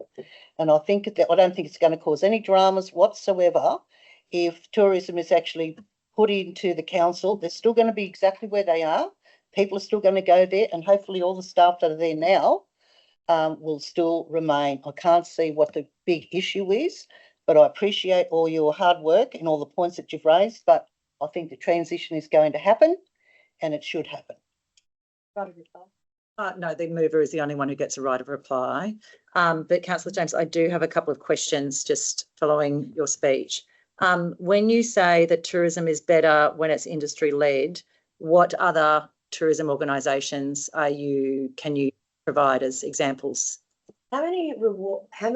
No, other than Tourism Moree, what other ones are you saying as an example as to it's better when it's industry-led and essentially separate to council? Have we ever received a reward for tourism from Moree Plains Shire Council? That is a nationally recognised an award, no. Or was it only tourism? Councillor, it was a specific question, if you could provide examples, because very few other councils in New South Wales operate with tourism external to them. So that's why I was wondering if you had specific examples of other councils that do it externally. The other thing I wanted to ask is a lot of what you've asked actually was covered in the workshop that the team put together. And I'd like to understand, this is clearly a matter that is very of interest to you. I'd like to understand why you didn't come to the workshop. I didn't come to the workshop, and you knew damn well why I didn't come to the workshop, because I wasn't here. Okay, thank you. Councillor Sawyer. Sorry, can I maybe kindly suggest a point of order? Are you able to dissect? No, but she does. Councillors are allowed to ask questions to other councillors. It's in the code of meeting practice. You're not allowed to, though. After the. Yep. No, but Yes. this is how we run. Yeah, councillors, so it happens quite regularly that councillors will ask a question to another councillor. It is Not in the after code of mover and meeting practice. seconder Please has don't spoken. speak over me. No, Well- you get to speak over me. You don't get to create the rules whenever you think it's relevant. Miss Mover, seconder, Point mover, of order, seconder Madam speak, Mayor. and then you don't get to speak. You don't get to ask questions after that. You didn't move it and you didn't reply to it. Councillor Castles has replied. That's the end of the conversation. We now move to a Councillor vote. James, there was a question about whether questions to councillors are permitted. I will pass to Mr Baldwin. Questions to other, there was a point of order call. At this point in time of the debate. Are questions to other councillors permitted? After mover and seconder has Excuse spoken. me. I'm sure Mr Baldwin. So just one moment, Madam Mayor. Thank you. Sorry that we are putting you under pressure today, Mr Baldwin.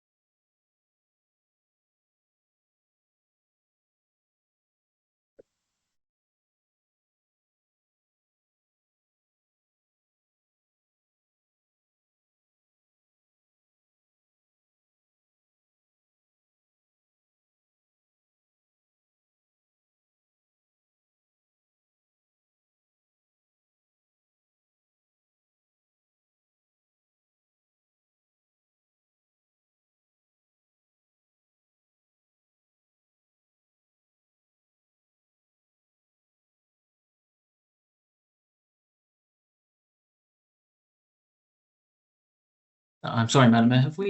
Has the motion been put? I'm sorry, I missed that. No, it's been moved and seconded. It hasn't been put. We're in debate. Sorry, point of order. We're not in debate. The mover spoke, the seconder spoke, the mover replied. There's no questions after that. Councillor James, we are dealing with your point of order. We need to deal with that point of order before you can raise, oh, sorry, Councillor Sawyer's point of order. We need to deal with that point. Look at another point of order. It's speaking the same thing. That's right. I'm questioning whether or not after we've had a mover and an against speaker and a right of reply, the next step should be a vote, not allowing the mayor to ask questions of the opposing speaker. I'm just asking if that is actually allowed. It doesn't specify my understanding of the code. So, Mr Baldwin, I'll just explain under which clause I believe I was acting, which is clause 9.15, which is a councillor may, through the chairperson, put a question to another councillor about a matter on the agenda. It doesn't prescribe exactly when.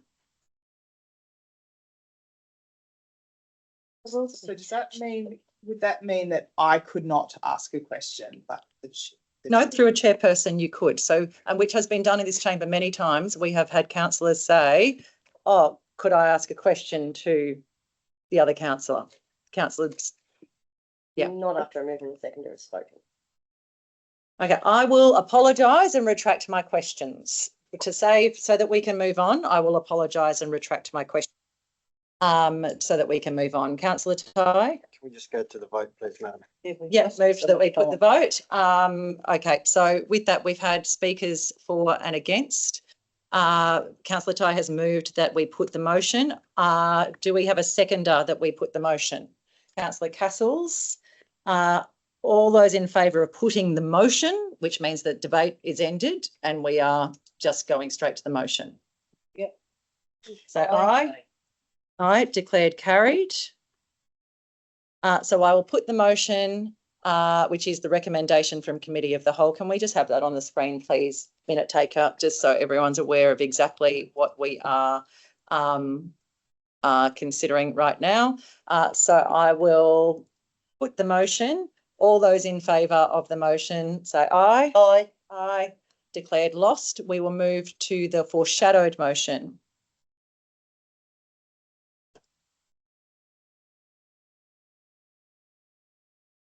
So we have the foreshadowed motion. Do I have a seconder for the foreshadowed motion? Councillor Sawyer.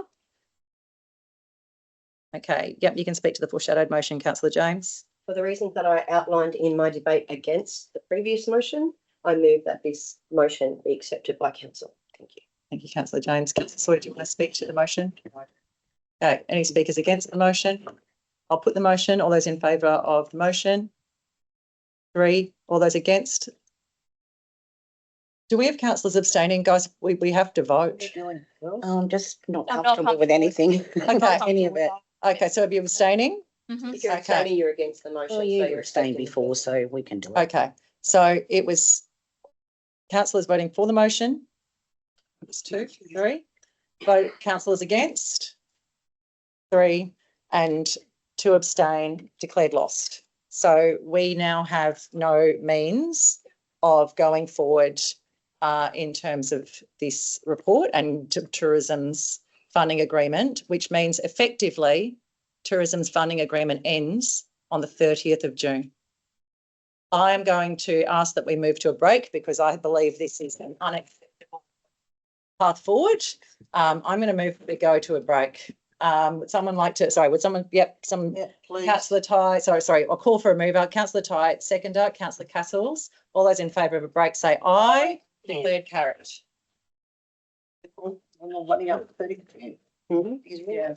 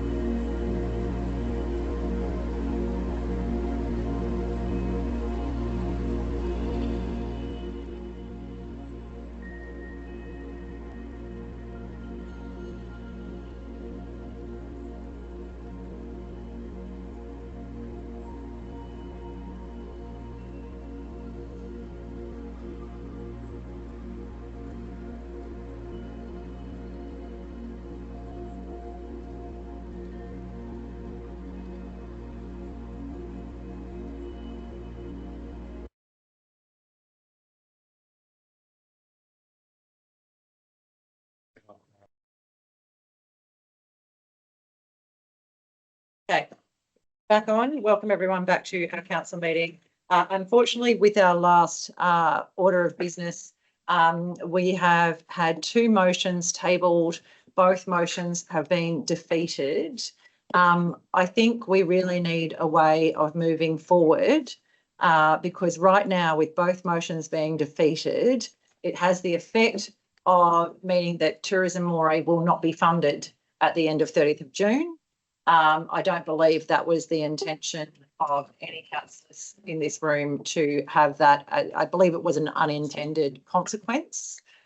As such, councillors, I am going to move an urgency motion that council go into committee of the whole to reconsider the report. Do I have a seconder for that? Thank you. So I'll just wait for the minute taker to come back so that, can I just check with, we need Mr. Baldwin back. I just want to check that what I did is acceptable.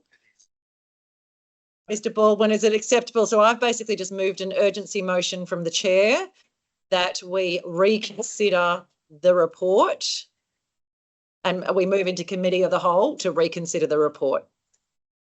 Is that acceptable, Mr. Baldwin? You're moving under clause 9.3, Madam Mayor, is that right? Correct. Yes, you've moved the motion. You'll need that motion to be passed by your fellow councillors. Yes. And then a ruling by the chair, by you, that the matters of urgency and on the basis that it needs a decision. Okay, fantastic. So we'll just get the wording for that. Yep. So, Mr. Capeen, minute taker. So, okay, that, yep. Under clause 9.3,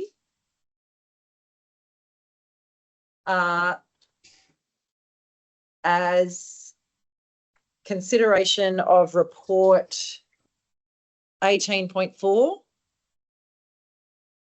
has resulted in no resolution. Yep, council moves into committee of the whole.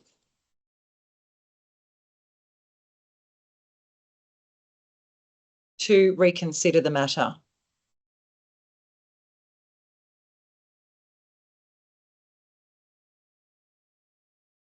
Okay, so I will move that. Is there a seconder? Councillor Ty.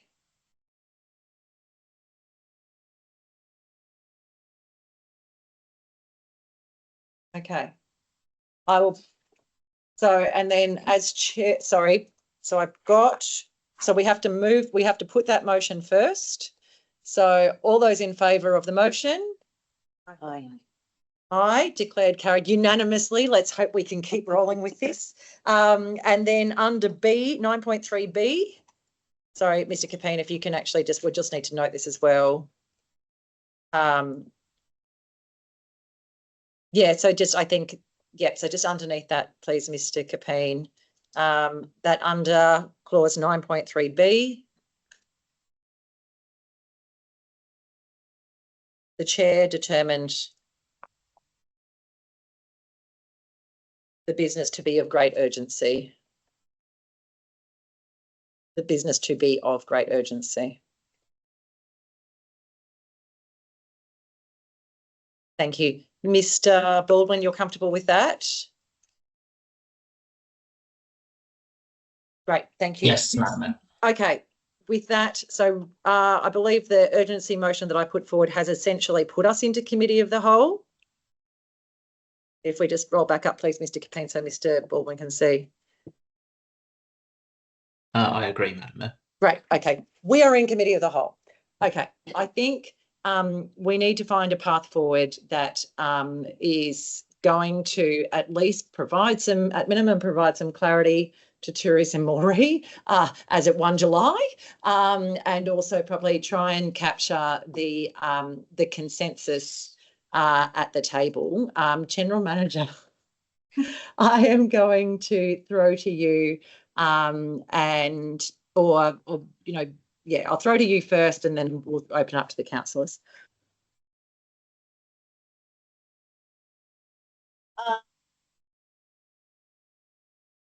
contract lapses 30th of June. This is a situation where Tourism Moree had been operational in the current capacity for over 4 years, and for the comments provided earlier, there are concerns about output, value for money, and consistency in regards to how much money is spent on tourism when compared to what other councils spend. It isn't about individual personalities, and it is about outputs. And while there are concerns about how council, with the changing management and with the existing management, will be able to run Tourism Moree, the reality is council is a relay, and it always keeps on existing irrespective of which general manager and which other manager is running the organizations, because what we do is we consistently have templates that are shared with other councils, and we use those as benchmarks as how to deliver a service. And that is something that isn't available for an organization that is externally managed and for which we have got ability to see how they've operated. And clearly there are concerns based on the outputs received for this community for the $570,000. And the $570,000, council has got clearer ideas about how it can facilitate that service for less money with different targets that are consistent with other councils. And the ability to actually transition for 6 months gives the opportunity to have tourism embedded within council and have an opportunity to actually have collaboration. Council staff would not have had conversation with Tourism Moree about it without a formal council resolution on the subject, and council staff have held briefings on the subject matter with those councillors that attended those briefings. So this is a way forward where there would be consistency for 6 months, but within the parameters of a council operation, which would give an opportunity to create those tension points which are actually healthy for any business, and they can be disclosed and discussed in August. Councillor Castles. Through you, Madam Mayor, to Mrs. Cowley. So if we remain deadlocked, 3-4, 3 against and 2 abstaining, we want to keep tourism open. Is it possible to keep their business going financially until December? Is that a possibility, or does a transition have to happen immediately? Through you, Mayor, I think what is not very clear is what's causing the deadlock for the people that are abstaining. I think the councillors that are abstaining would probably may benefit of being able to ask the questions that would be able to allow them to vote one way or another, and the functional contribution to council. Can tourism continue in those 6 months? Yes, as long as it is brought within council for those 6 months, and then council has an opportunity to resolve in August if this isn't working, to then in August go, okay, you guys are trying this, it's not quite working, we can provide another 4-year contract or 3-year contract. There is always a benefit in trying out and pivoting and doing something different. But doing the same thing and hoping a different result without any changes is not going to deliver any new value.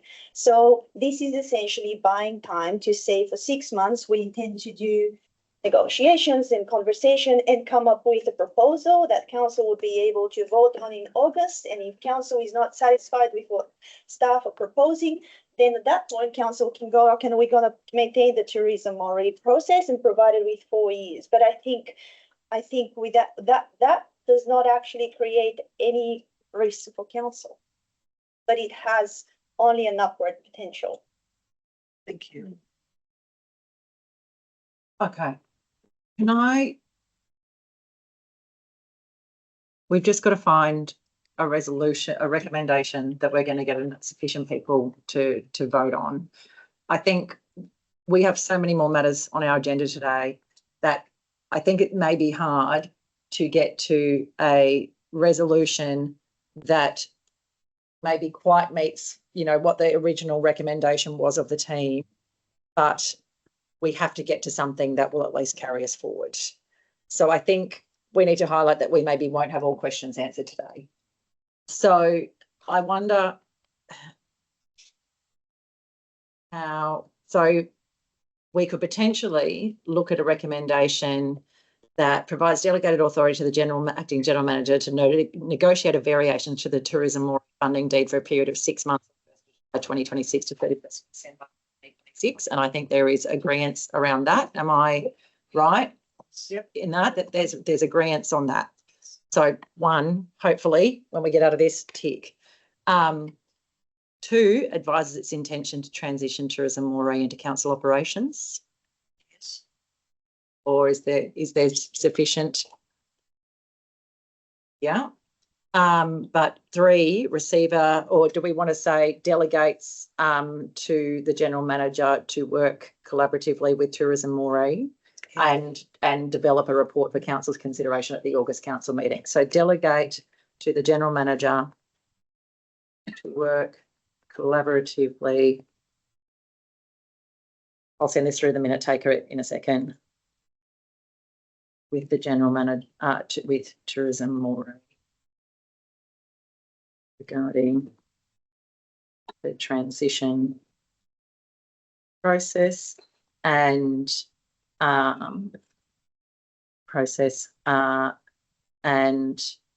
receives a further report.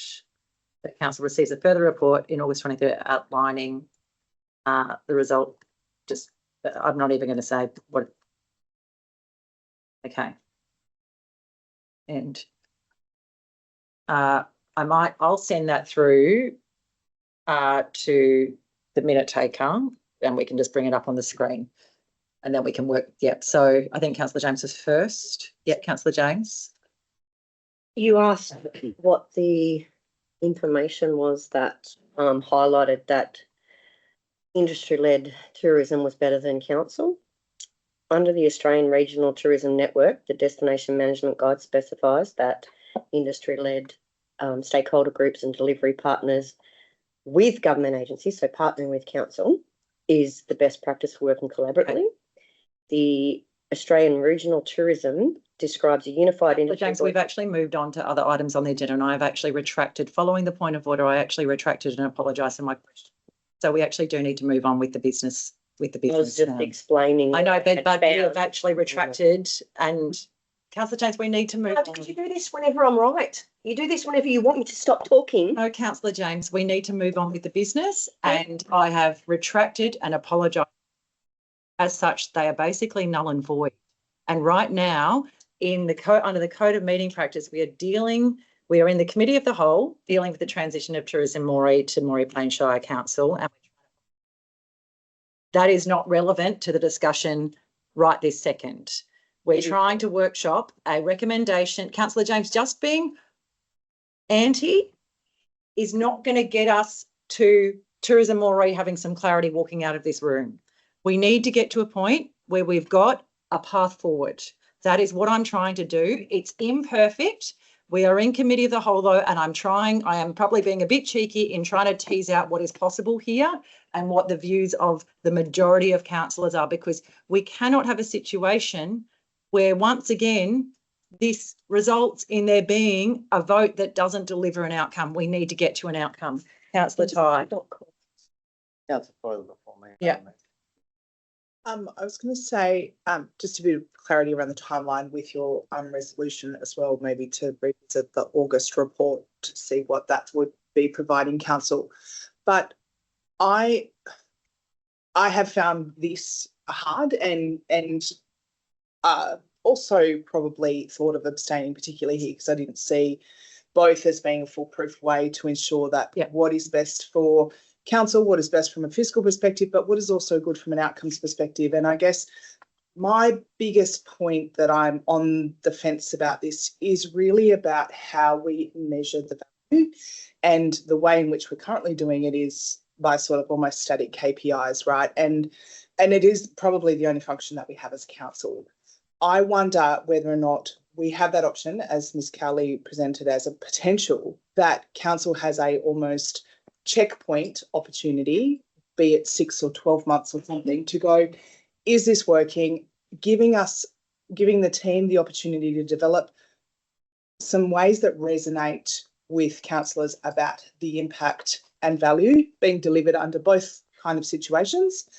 And then it is almost kind of we have pathway A, we've had pathway B, we've trialled pathway B being brought in-house.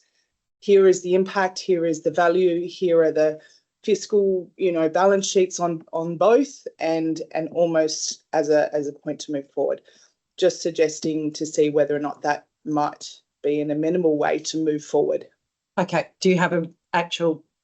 Oh, of course. No, that's what we need right now. We need, what does that actually look like in terms of the recommendation we're drafting, council? We've all got lots of good ideas. It's probably more of maybe instead of receiving a further report in August 26, it might be receiving a report in December 2026, outlining, I guess, the value propositions of both fiscally, outcomes with council to decide what is the model moving forward at that point. The issue with that is the council already had a resolution to do a return on investment analysis on Tourism Moree. Council already had that. And it's not listed in the report, but I remember Councillor Mailer moving it. Yeah. So there actually is already a resolution to that extent. We don't have it, do we? Well, I can find it if we've got time, but we haven't received. Have we received it? That's my point, yeah. Have we received it? No. So perhaps we reassert that we would like to see. Yeah. So, okay. With the option potentially that point 4 becomes with the option that we've received that report before December 2026. And at the December well, I think it's got to be sooner. Sorry, Councillor James first and then Councillor Hodgkinson. I don't think that advises its intent to transition to Tourism Moree into council operations should be in that resolution, given that there is nothing. You can sit here and say, oh, I didn't attend the workshop. I didn't attend the workshop because I hate sitting in the room with you, to be honest. Oh, but that's inappropriate. Why I didn't attend. Order. That's why I didn't attend. Oh my God. Point of order, Councillor James. Well, okay, sorry, I retract that. But my God. Councillor James, hang on. There Actually, is a no. problem Excuse me, here. Councillor James. As you're aware, under the Code of Meeting Practice, about 4 point of orders were called, which means I have to deal with the point of order. With misbehaving, you have value to add to this chamber. You don't need to undo it by misbehaving. Councillor Ty, can I take your point of order, please? 15.3, wherever the restriction. I'll help you Can I find. just say, respect goes a long way, and respect in the chamber should be given to every individual councillor here today, Mr. James, and I'm actually with my second. oh, it's okay. Okay, It's move not on. getting to Councillor me. James, please do not speak over the Deputy Mayor. The Deputy Mayor has the floor. Anyway. Thank you, Deputy Mayor. Councillor James,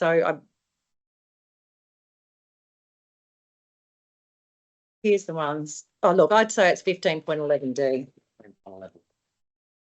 Is it that one? What, yes. Thank you. Insults, makes unfavourable personal remarks about or imputes it, about any other council official, because it was directly about me.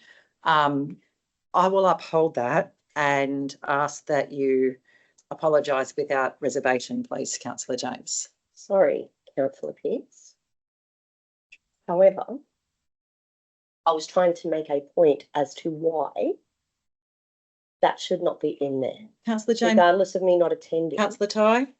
Councillor James, it's called respect, and what you just done a second ago was not respectful. Yeah, it's okay. So apologising. Stop talking over the Deputy Mayor. We've come to this chamber to support our ratepayer. I do not come into the chamber to be fighting with you over point of orders week after week. I'm actually getting sick of it, and our community is sick of hearing it. So we need to move on with business. We'll be here to midnight the way we're going. Respect should be given to everybody in the chamber. It works both ways, Wayne. I know Councillor, that, okay, Councillor councillor James, you have Thank now failed to, that was not apology without reservation. I've said No, it before. councillor James, please stop speaking over the chair. Look, I already said I Councillor James, apologise. you do not have the floor right now. Councillor Ty. Can we just get on with business, please, Madam Mayor, and move the motion so we can get on with it today? I move your motion, what's on the screen, to support tourism, and outcome.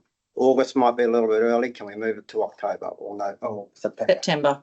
Thank you. Yeah. Councillor Hodgkinson. This may be a question for the General Manager through you, Madam Mayor, and it flows on from Councillor Sawyer's point. And I don't know how to make this as appropriate in the resolution, but I believe Councillor Sawyer's intent was to see if tourism works under council, and so therefore to work with tourism on that so that there's a way forward for everybody involved. Is there a way of wording it in the resolution where that starts the process, so then we reassess how that's going under council?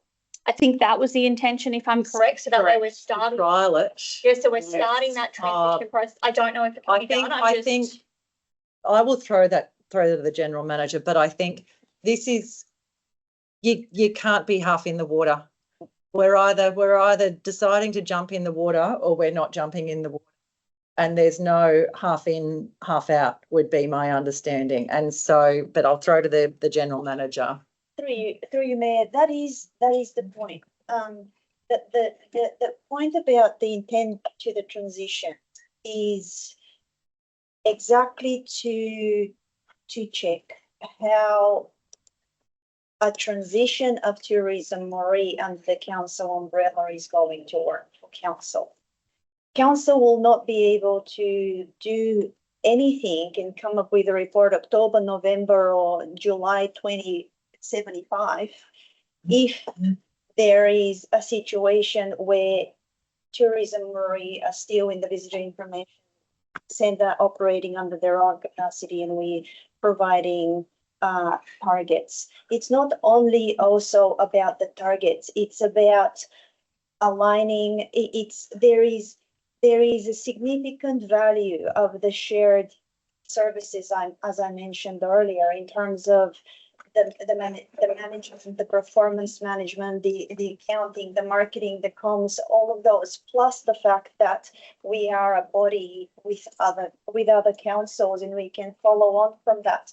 So the element of actually just trialing out is exactly what the transition is. The trialing out of a model that is within council is what that transition is. Otherwise, it's just, there may as well be another negotiation of the value.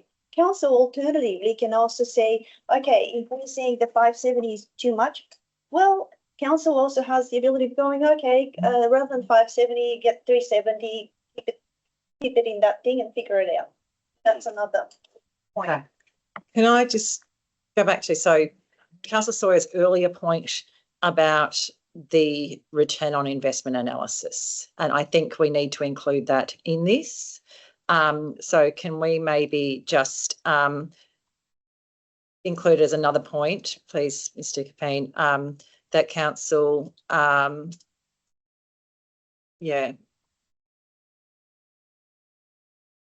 like it was formally resolved. So I'm just trying to, it was, no, but it was, you do remember, sorry, Councillor Sawyer? Too, sorry, and I'm just trying to think. I can't. But it was moved by Councillor Moeller. Why, thank you very much from the public gallery. Unusually helpful from a public gallery. Okay, that council. The council, sorry, if we can just add, please, Mr. Queen. Yeah, the council receives. Sorry, December 24th. Thank you. Receives the return on investment analysis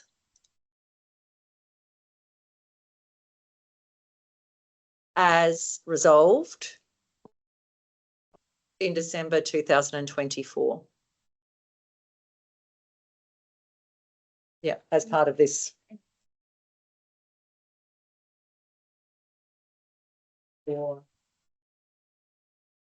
Okay, okay, sorry. So, and also at point 6, General Manager has just highlighted that we need delegation to the acting General Manager to also provide the funding. Delegates to the General Manager, delegates to the acting General Manager to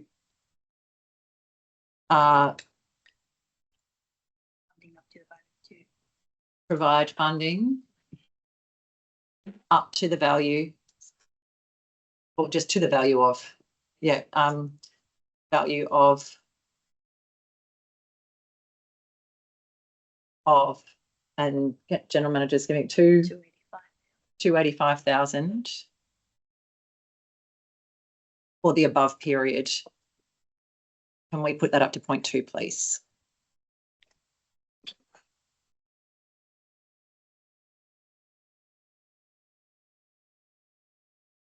Okay, are we comfortable that we have, I'll do it this way.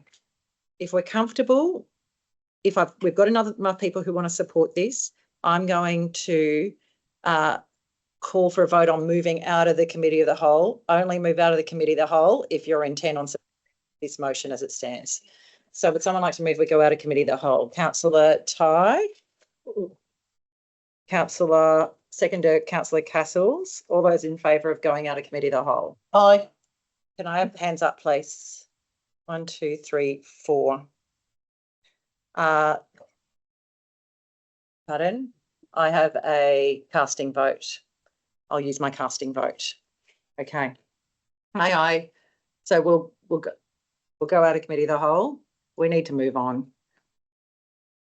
And Councillor Ty is moving the recommendation. Do I have a seconder for the recommendation? Councillor Castles. All those in favour? Aye. Councillor McGrady? Aye. Declared carried. Thank you. Councillor, I wish to speak against the motion. sure. Go, Councillor Jones. Oh, Councillor Ty, do you want to speak for the motion first? Thank you, Madam Mayor. In debating this topic all afternoon, and I know it's a very tough topic. We need to understand that Shire is not strapped for cash. We are not the richest Shire. We are the richest Shire in the country, but unfortunately our Moree Plains Shire Council does not show the bank balance. We don't move forward and try and claw back costs across our council going to special rate variance.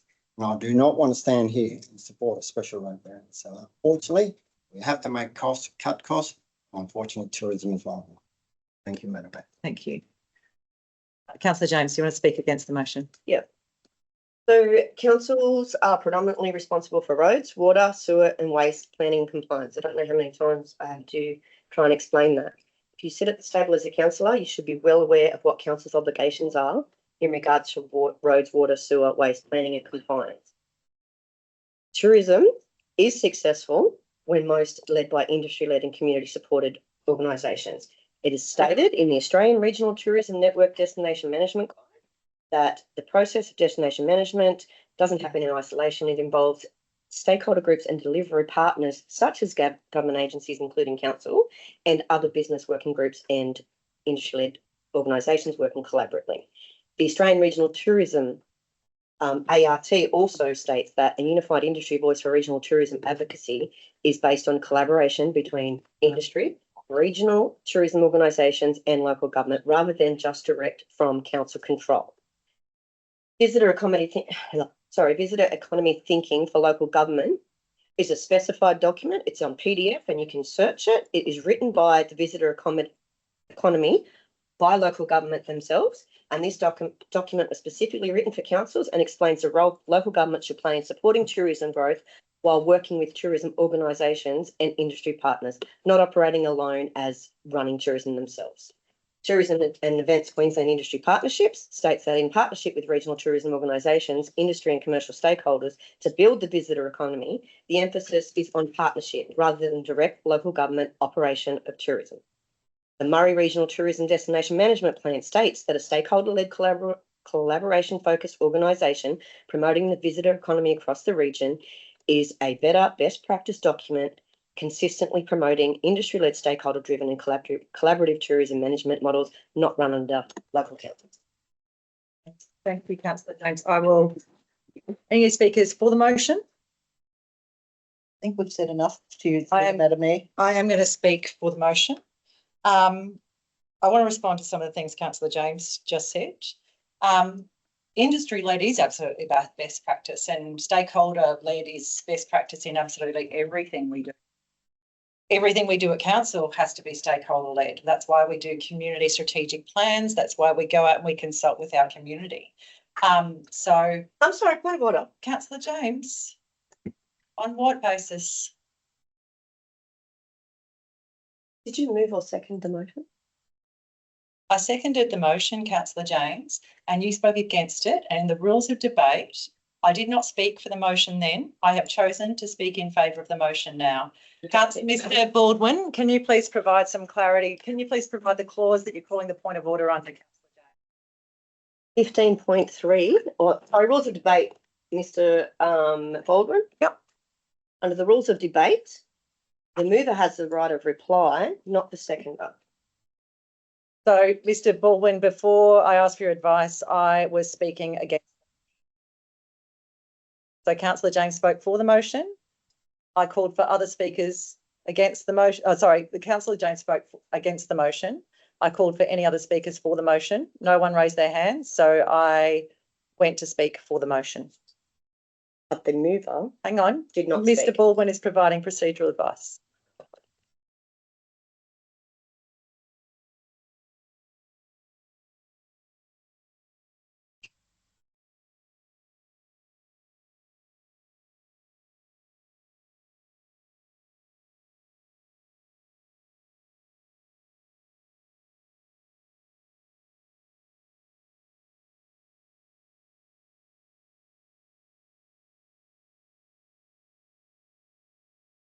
Sorry, Madam Mayor. Clause 10.21, I think, is the one that is relevant here. So a councillor other than the mover of a motion, an original motion, has the right to speak once on the motion and once on each amendment to it. So 10.21. Thank you, Mr. The Baldwin. mover. No, councillor James, if you open the code of meeting practice, the clause that Mr. Baldwin is referring to is 10.21, that a councillor other than the mover of the original motion has the right to speak once on a motion and once on each amendment to it. Councillor Sawyer. That's still practical after we've already voted. Councillor James said we had voted, yes, councillor Sawyer, and councillor James said I wanted to speak against. So essentially, yeah, there's a right of reply. If we're allowing one councillor to speak against, then we need to invite, then that reopens debate. Yes, I probably should not have put the motion without calling for debate, calling for a speaker against. This is really challenging. If anyone else wants to come up here and have a crack of chairing the meeting, I welcome it. I'll call for nominations. This is really challenging. It's not perfect. I get things wrong. It is incredibly challenging, especially when you're challenged all the time. So yes, I did put the vote without calling for a speaker against, and I apologise for that. But now we are in debate, and I believe that means we are in debate and every councillor has their right to speak. So. To finish yours, excuse me, through you, Madam Mayor, can you please finish your right of reply? Move on to business. Thank you.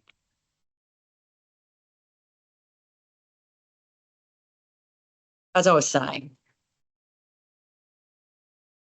Absolutely, councillor James. Industry-led tourism, industry-led tourism function is the best way for tourism to function.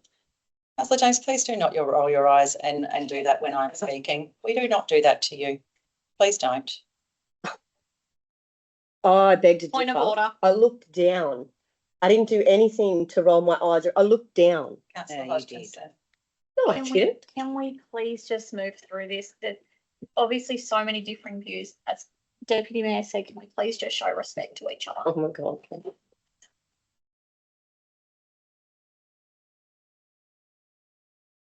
Right, I'll put the motion. So I will. Madam Mayor, through you, Madam Mayor, once this report's finished, can I please take the chair and give you a break from the chair? Thank you. For Appreciate it. 3 or 4. Thank you. With that, are there any other speakers? Because I'll waive my right to speak.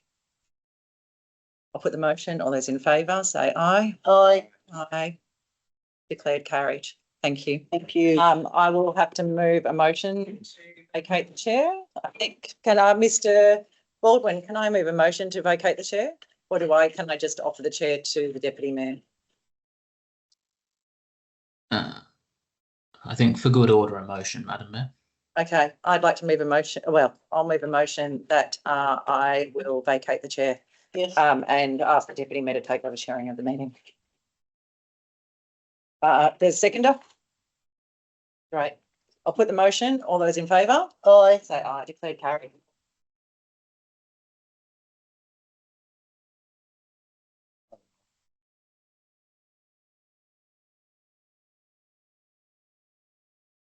You want mine?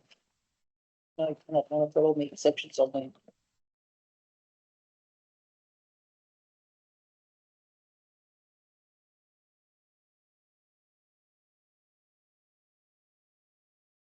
Notices of motion.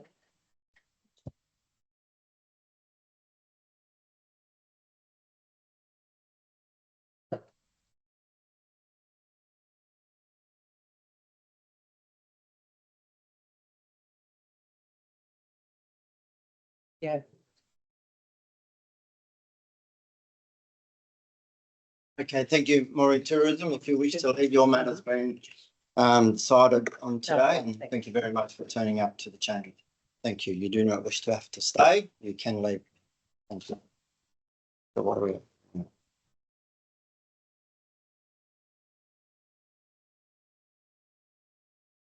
Okay. Thank you, everybody.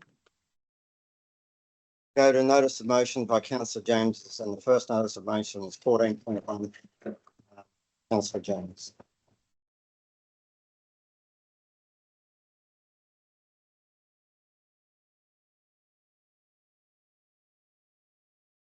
Okay. Mayor Katrina Humphries was given a quite prestigious reward from the Country Mayors Association and for being the longest chair in the serving history of the Country Mayors Association. I'd just like to have council note that the former Moree Plains Shire Mayor, Ms Katrina Humphries, had been appointed as an inaugural patron of the Country Mayors Association of New South Wales, alongside former chairs Jamie Murphy and Ken Keep. Acknowledges that Ms Humphries' significant contribution to local government, including serving as mayor for Moree Plains Shire Council from 2008 to 2021, and serving as mayor of the Country Mayors Association from 2016 to 2020, being the longest serving chair in the organisation's history. Recognises that this honour reflects the respect and confidence placed in Ms Humphries by her peers across rural, remote and regional New South Wales, with the appointment unanimously endorsed by 89 member councils. Congratulates Mrs Humphries on the significant well-deserved recognition and requests that the General Manager write to Ms Humphries on behalf of Council, conveying its congratulations and appreciation for her service to Moree Plains Shire Council and to local government more broadly. Requests that Council publicly acknowledge this achievement via official communication channel. I have to move that. Thank you, Councillor. Thank Thank you, Councillor James. I did make a phone call myself to Katrina Mayor on the weekend that she did receive this award, and she was very humbled on receiving that award. And communication had gone out to recognise Mrs Humphries for her achievement, what she's done for local government. So thank you. Can I have a mover for that report, please? Thank you. Oh, sorry, Councillor James, you moved that report. Can I have a seconder? Thank you. All those in favour? Aye. Aye. Carried. Thank you. On notice of motion again, up to you again, Councillor James, 14.2. Okay. The Moree Pool Precinct. So this notice of motion is submitted in response to the ongoing community concern regarding the proposed relocation of Moree's 50-metre public pool from the Moree Artesian Aquatic Centre precinct to Taylor Road. The 50-metre pool has long been understood by many members of the community as forming part of the broader MAC redevelopment. The MAC is Moree's established aquatic precinct with existing community, sport, health, tourism and economic connections. It is also a precinct that has historically supported surrounding local businesses through visitor activities, swimming use, tourism traffic and community events. Since the closure and disruption of the MAC, there has been significant community frustration, uncertainty and concern regarding the future of the aquatic facilities in Moree. Residents have raised concerns through social media, direct contact, email correspondence and discussion with councillors.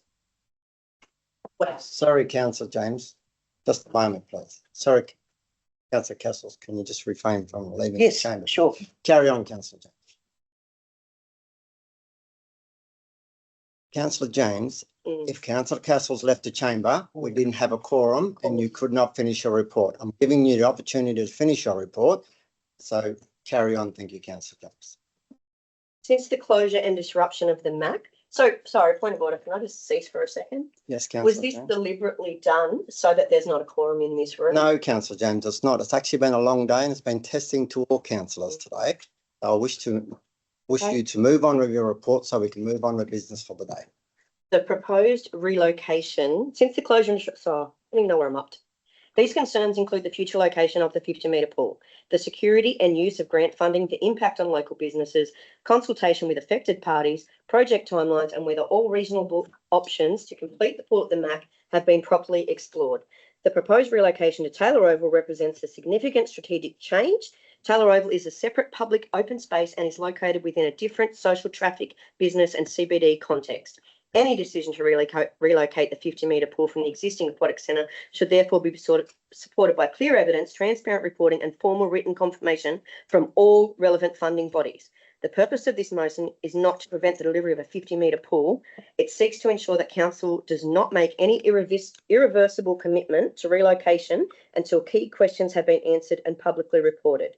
In particular, Council and the community require clarity regarding whether existing grant funds can lawfully and practically be applied to a site outside the MAC precinct, whether any grant conditions, restrictions or variations apply, whether relocation creates any risk of funding loss, delay, reduction or non-compliance, whether funding originally connected to the MAC development has been used to investigate or progress the Taylor Oval option, the full comparative cost of completing a 50-metre pool at MAC compared to constructing one at Taylor Oval or any alternative site, the realistic project delivery timelines for each option, particularly noting that the funding is understood to be required to be spent by December 2027. Whether the original contractors or tenderers connected to the MAC project have been formally re-engaged or asked to provide an updated advice, since we've completed the renovations there, and whether stage work, splits contracts, redesign or alternate delivery models have been properly investigated. Who determined that the 50-metre pool could not be delivered at MAC? What qualifications or expertise supported that view and whether independent or alternative expert advice has been sought, whether affected local businesses, private landholders and community users have been properly consulted, the economic impact on businesses surrounding the MAC precinct if a 50-metre pool is relocated, and the social, safety, traffic and community impacts of locating a major aquatic facility at Taylor Oval, particularly due to its proximity to the CBD, local schools, the fire station and potential nighttime activity around closing times. Given the importance of this project, the scale of public investment involved and the strong community interest in the outcome, it is reasonable that Council... Read on, Councillor James. It is... Oh my God. Given the importance of this project, the scale of public investment involved and the strong community interest in the outcome, it is reasonable that Council pause further progression on Taylor Oval until the information is obtained and reported. The motion seeks to protect Council, ratepayers, existing grant funding and the broader community by ensuring any final decision is evidence-based, transparent and financially responsible. The community deserves confidence that the 50-metre pool will be delivered in the right location with secure funding, realistic timelines, proper consultation and full disclosure of risks and costs associated with each option. I note that the MAC site has had considerable public consultation resulting in a developed plan, advertised tenders, staff time and initiation of works by local contractors for the groundworks. The move to Taylor Oval requires this to start all over again. While some information has been published by Council, including general reasons for considering Taylor Oval, broad funding figures, MAC investment concerns, the existence of a New South Wales Public Works feasibility study and Council's July 2025 resolution. However, the publicly available material does not appear to provide formal written funding body confirmation, a full comparative cost and timeline assessment, detailed disclosure of Taylor Oval expenditure, confirmation about use of MAC grant funds, business impact assessment, or proof that all MAC delivery options were exhausted. So for those points, I raise the recommendation and move the recommendation that Council 1, in line with community feedback and concerns surrounding the 50-metre pool received via social media through email and contact with councillors, pause any further Taylor Oval progress in relation to the 50-metre pool until all below concerns are satisfied. 2, the funding clarification, direct the General Manager urgently seek formal written confirmation from all relevant funding bodies, including the federal government, New South Wales government and other funding bodies, as to whether the existing grant funding allocated for the 50-metre pool project can be applied to an alternative site of the outside the Moree Artesian Aquatic Centre. Any conditions, restrictions or variations required to enable such a transfer, any risks associated with the loss, reduction or delay of funding should the project be relocated. Disclosure of funding sources currently being used for assessments, tender advertisements, surveying, time committed to moving the 50-metre pool to the proposed Taylor Oval site. Confirmation that grant funding specifically spent for projects at the MAC have not been used to pursue the Taylor Oval site. Thank you, councillor James. Your time's up. I'm moving the motion. I don't have a time limit on moving the motion. I think you do under the code. It's just Well, let me get clarification. Thank you, councillor James. Mr. Baldwin, is it 5 minutes? 1 moment, Mr. Deputy Mayor.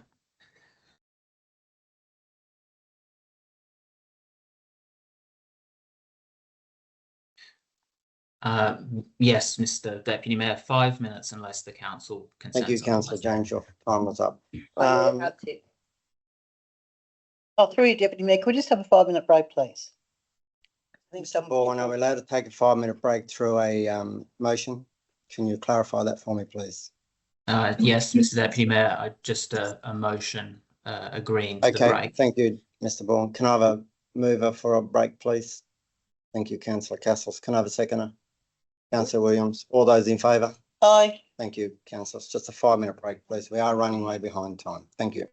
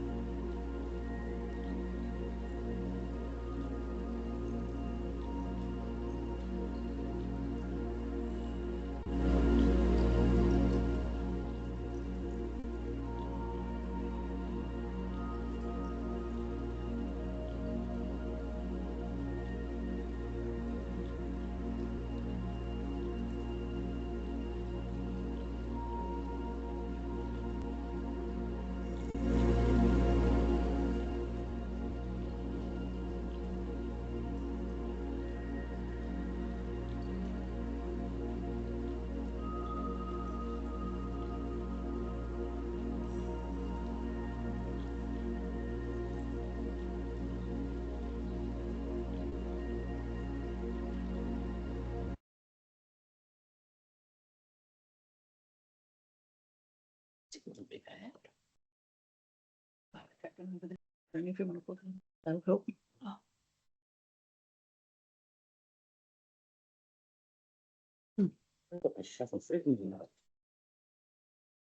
Okay, thank you, everybody. Welcome back. So Councillor James was presented a report on 14.2 about the 50 metre pool. I would like to hand over to who will talk on behalf of this report. Through you, Deputy Mayor. I'll start and I'll pass to the Director of Planning. There is a late council report that provides the funding clarification together with the letters from the relevant funding bodies in regards to the funding allocation, which had been implemented in accordance with the most recent decision of council around Taylor Oval. And that is attached in the Taylor Oval report that is that has been a late report at the end of the agenda. So that provides some of that clarity, and we have provided the actual written responses. And those two elements cover elements of points 2 and 3 of this agenda. In regards to the comparative assessment requirement, one of the big considerations that council has is the expiration of the funding and the fact that there is $14 million, 9 million of which is still yet to be confirmed by the funding body. And all of that is expiring December 27. And in order to complete the finalization of a 50 metre pool and expend all of that money, if council undertakes a new request for quotation to seek additional comparative assessments, when council does not have the available funding to fix the known issues at the 50 metre pool, that can put at risk the funding that council has been able to receive. And so that would be a consideration for council. And in terms of the deferral of any irreversible decisions, anything that council has resolved on, staff have already started the implementation, so we can't undo commitments that we have made so far, but anything from the future would be dependent on council decision. Thank you. Thank you. Thank you, Ms. Cowley. Ms. Musgrove. Yes, sorry. Through you, Deputy Mayor. Report 23.2 provides an update on the various activities under Taylor Oval, and as an attachment to that, there are 2 letters from the funding. So, sorry, Ms. Musgrove, before we go any further, is that reporting confidential? No, it is not. Okay, sorry. Okay, Deputy go Mayor. ahead. No, that's okay. So there are 2 attachments to that from New South Wales funding. So there are 2 existing grants we sought variations to, and they have both come back within the last month and have been signed by our general manager. So they place. There is a third grant in the order of $9.9 million, which has not been finalised as yet. However, I've been speaking to the grant funding officer, and he advises that it's with the minister's officer on an approval pathway. So I'm expecting at any time that we will get funding for that. And all of those variations change the site for the swimming pool, an aquatic facility to Taylor Road. Thank you, Ms. Musgrove. A question from me to you in regards, I know Councillor McGrady has asked this question about where are we up to with the excavation of remains within that site? Do you have any clarification on where we are up with? with that at the moment. Thank you, Deputy Mayor. There is an update around the Aboriginal Heritage investigation and consultation that is in the business paper. That process is being governed by a statutory and legislative framework, and there are various steps that need to be taken. So as of the end of May, and I don't have a further update from that because we're in a bit of a holding pattern at the moment, but the background review had been undertaken, stage 1 public advertising and establishing the RAP, Registered Aboriginal Party Group, has been done, and our consultants are currently working on an archaeology test excavation methodology that they have provided to Heritage New South Wales. We are still waiting for that feedback from Heritage New South Wales. Once that comes back and there is a methodology, we will go and do consultation with the RAP, including elders and other interested parties to get their feedback. And there's a statutory timeframe associated with that of 28 days. And following that, any feedback that's provided by the relevant parties can be incorporated into the methodology. So it's unlikely that we'll be doing any sort of boring or excavation on the site for at least 2 months, I would have thought. Thank you, Ms. Scrove. I'll open up the floor. Councillor McGrady. Just to add that it's imperative that any future consultation is with not the people that are already the original people that declared the site as an Aboriginal site when Big W, I think, was going to put a proposal in there. It's imperative that council further consultate with the people of those people that were making it, and I'm happy to pass on that information should council need to contact those people. Thank you, Councillor McGrady. I think we'll move on with the report. Is there would anyone like to remove this? I'm just so off today. I'm so sorry. Would anyone like to move this report, please? I do. Councillor James. Any seconders for the report? Councillor McGrady, thank you. So all those in favour for the report? Oh, sorry, Councillor James. Okay. Okay. There has been debate. I just will remind you, thank you, Councillor James, you have 6 minutes. 5, sorry, 5. It's great that I got a time limit. Yeah. Every councillor gets 5 minutes, Councillor James, not only you. Thank you.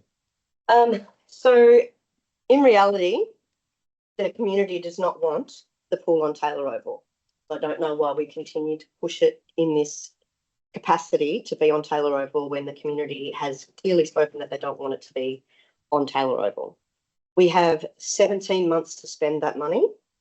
3 months of that is what it will take for the contracts to be drawn up, developed, plans, all that sort of stuff. 28 days on display brings us down to 16 months. 4 months to organise works and get things started. That leaves us 12 months. We have exactly 12 months to build a pool, knowing that the last pool took nearly 2 years to develop and put together. And the $9 million that we need for that pool is still sitting in no man's land as to whether we can move that to Taylor Oval. I think it is going to be detrimental to this community if we continue to put it on Taylor Oval. Thank you, Councillor James. Sorry? I said thank you, Councillor James. Any speakers against? Sorry. Thank you. This is a really, I guess, it's a difficult project, and we've done a lot of debate around it, and I probably have adjusted my thinking probably more recently. I acknowledge the community feedback and the concerns around moving the pool to Taylor Oval. I'm also probably have shared concerns with Councillor James that we don't probably have some of the more fundamental things around, particularly around clarification, not so much funding. I feel confident that we will be able to transfer the funding, but other bits and pieces, and it's not a perfect situation, but I'm not dismissing the concerns. I am probably most concerned about the risk of losing the funding and the risk of us in 12, 18 months' time still not having a pool. I think this is probably about almost hedging my bets of the devil, a little bit. And so I certainly share your concerns, Councillor James. It is not an ideal situation. Do I want the pool at Taylor Oval any more than probably anyone else? Probably not, to be frank, but I actually want a pool more than I don't want it to be at Taylor Oval. So for me, I think this is an avenue that we can continue to progress. It is our preferred option. As the General Manager said, I think that we are going through the motions at the moment in being able to seek some of that additional clarification. Will it change my mind from a social perspective? No. Will it change my mind from a fiscal, what is the responsible thing, and rated needs perspective?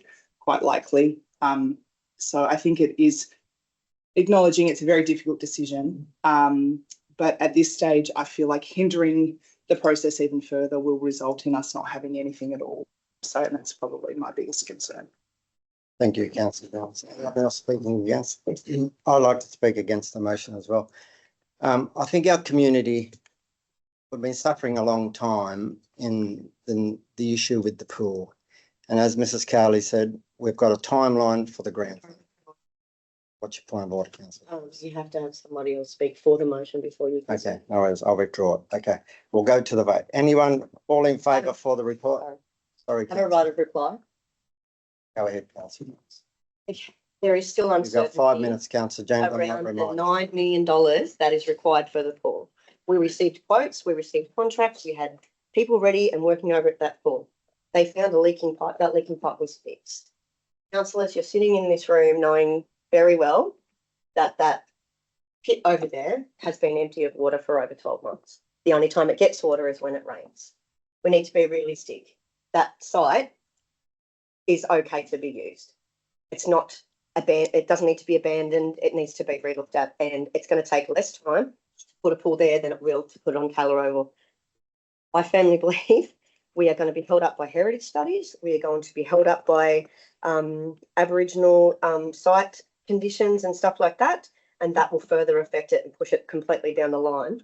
For 4 years, we haven't had a pool. It takes longer than 12 months to put a pool, dig the hole, have everything put in concrete and have all the contracts and everything in place when the hole's already dug over there.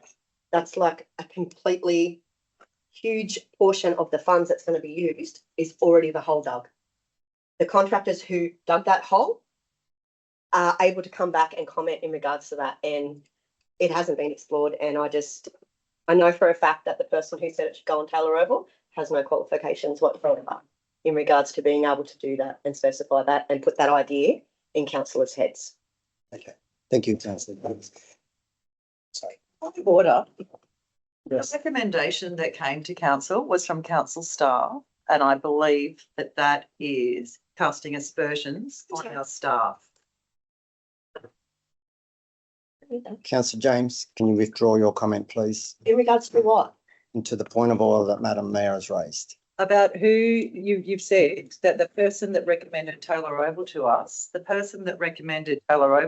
was actually the General Manager in consultation with staff. And I believe you are imputing improper. Sorry, did you ring that Excuse me, person? Councillor James. Peeps. Point of order, Councillor James.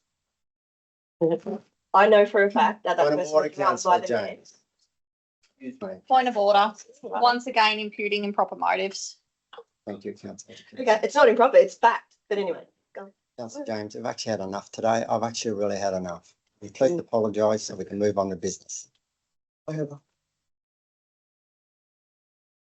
bringing valid points to this table. I and wish you you to continue to cut me off apologise for for the point of order. it.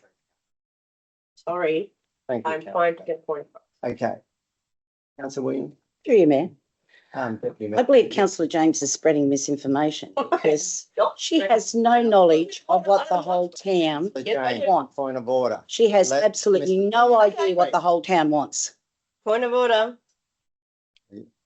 You are spreading lies No, I'm not. to the community. Councillor James, She doesn't get to carry on like this and then attack me all the time in meetings what I'd and like then to get say away with about it. what's happening today, Councillor, the whole community is watching us. I don't care. Laughing The stock. community doesn't want this. The community And we're not doesn't listening. want this behaviour How do you either in the chamber. Thank you, councillor James. Point of order. I'm going to move on with the report.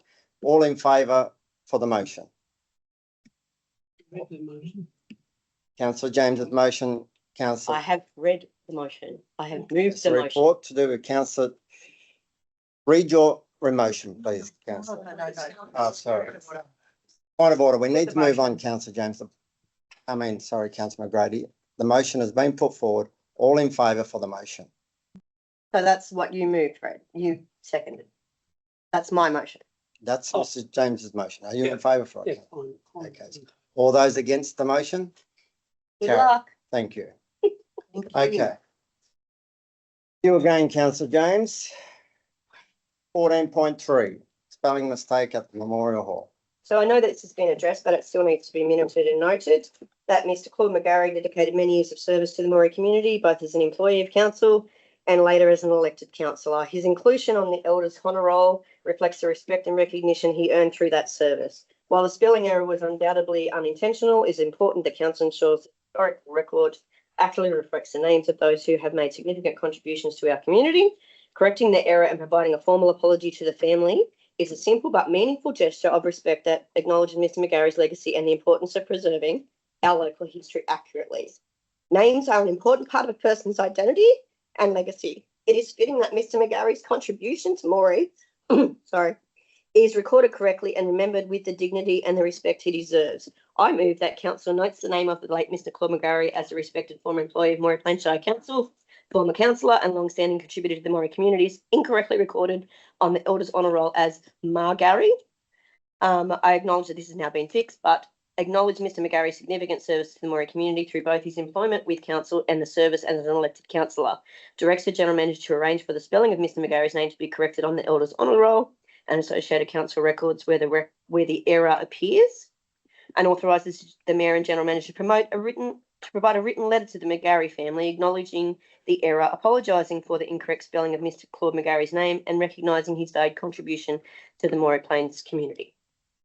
Thank you, councillor James. Using the sign they could have fixed. It's very valid. Thank you. Mr. Stoneman, would you like to, sorry. You moved it. Can I have a seconder for the report, please? I'll go to Mr. Stoneman first, please, because councillor McGrady seconded. I'll ask Mr. Stoneman to reply to councillor James' report. The council was made aware of the error. Our council staff made it on the 28th. It was rectified on the 4th of June prior to the Elders Honour ceremony. I went through and checked the details of the information that was provided to the supplier. The information from council was 100% correct. Yet I accept councillor James's comment that an error was made and that I'm happy to address that fact. Okay, thank you. Councillor Through you, Deputy Mayor, I was going through the notice of motion and Mr. Claude McGarry, and I'm sure that I don't think you were aware he's not the late Claude McGarry. He's actually still alive, councillor James. But are you, Can I are you move gonna- an are you- amendment? Point of order, can you just not, you're laughing at that. What the fuck? You're attacked. Every single order, person councillor in this room James. is attacked, honestly. You're laughing because he's still alive. Wow. I'm laughing because you don't know he's alive. I do know he's alive. Sorry for being under so much fucking pressure. Oh my God. Borwin, please have some advice on how to I'd remove. like to move a point of order, actually, because that behaviour Yes, Madam Mayor. in the chambers is inexcusable. It brings council into disrepute. There were swear words. And yeah, I think councillor Thank you, James. Madam Mayor, I'll consult Mr. Borwin. Can you give us the right procedure, Mr. Borwin, please, to have councillor James removed from the chamber today for her behaviour? Yes, Mr. Deputy. One moment. And I will just, please, councillor Williams. I apologise. Thank you, councillor Williams. Laughing is not appropriate in the chamber, but thank you for your apology. Councillor McGrady. I'd like to raise my concern. I've addressed it, councillor McGrady. I have addressed councillor Williams. Thank you, councillor McGrady. It's noted. I have questioned Councillor Williams on her behaviour and she has apologised. So thank you, It's also a version on as well. Councillor McGrady. It's been all day. It's been all day across the chamber and we've had enough today. So thank you That for is your also concern. Thank you, bullying. Councillor McGrady. Thank you. I'd like to record that. See that? Sorry. Did you see that? Councillor Williams. Now it's been directed. Councillor at- McGrady, Hang on. can we Excuse just please? Through the chair, please. Thank you, Councillor have McGrady. a- I I have would the like to chair. take I wish through to the chair. speak. Yes, I wish to speak, Councillor McGrady. I will give you the opportunity to speak. Thank you. Just let me speak first, please, Thank Councillor McGrady. I will give you the respect that you deserve. Councillors, it's been a long day. I know. I I know. apologise, Mayor. Councillor Williams, it was inappropriate. Yes, it was. Can you please apologise to Councillor McGrady for your behaviour? Please, Councillor Williams, so we can get on with business. I'm sorry. Councillor McGrady, do you accept Councillor Williams' apology? Yes, I do. Thank you, Councillor Williams.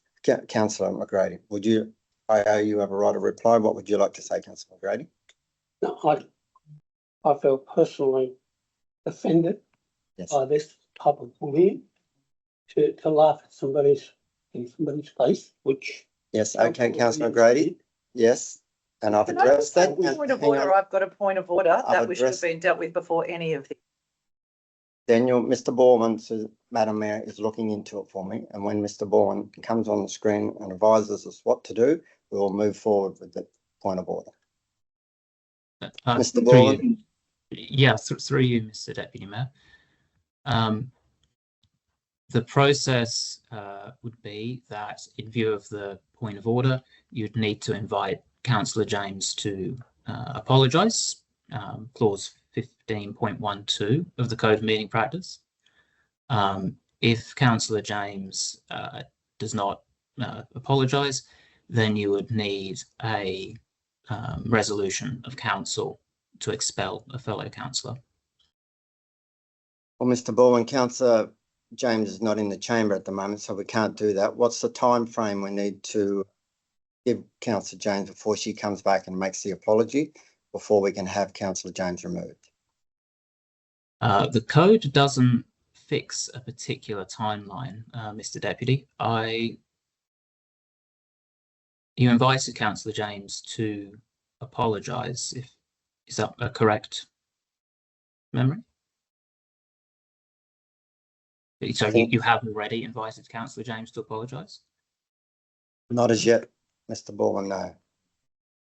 Um, Can you just give me 2 seconds, Mr. Borman, Madam Mayor? I'd just like to clarify exactly which act of disorder I would like to call the point of order under. I would like to call it under D and E, which is insults, makes unfavourable personal remarks about or imputes improper motives to another council official, and also says or does anything that is inconsistent with maintaining order at the meeting. So I'm asking actually that it's retracted and apologised for, which is provided under 15.2 James. C. Mr. Borman has asked if you would like to apologise to the chamber, please. I apologise for my behaviour, guys. Not I'm to really the- sorry. It's not to the public, it's actually to the council. To the councillors. I'm sorry, but James, no. this day I'm has always been- made to apologise Order, when you set Councillor the trigger James. and you light the fuse. Keep smiling, Debbie. Keep smiling all you want. I'm not Point of order, smiling. councillor. No, I'm sick of it. You just sit there whining. You don't see what happens. You never do. I've already said it over and over and over again. Whenever I bring anything to this table that's of relevance, you shit all over it. The whole lot of you do. Thank you, councillor James. Point of order. Are you staying or are you going? Oh my God. Because we need to get on with business, councillor. Get on with James. the business. I need to find out procedure of Mr. Borman first, because the Madam Mayor has moved the point of order. If you have to be removed from the chamber. Of course. No, hang on. That doesn't even exist in the current code of meeting practice. So no, sorry, I'm not going anywhere. Please read your, So, thank you, Mr Deputy Mayor. So the act of disorder that I You and you, drew your if I attention go to, on the the point of order was under 15. Declare a conflict of interest. Councillor It's not James, fucking order. Swearing in the chamber. Here Oh, we you go. fuck. There we go again. I'd like to put in a motion Oh, that councillor God. James be expelled from the chamber as a union. Seconded. Okay, thank you. Thank you, councillor James. Can you please leave the chamber? Okay, we'll just have a 5-minute break while councillor. All those in favour? All those in favour for councillor. Thank You better fucking quickly do it! You fucking psycho fucking bitch! You've pushed me over the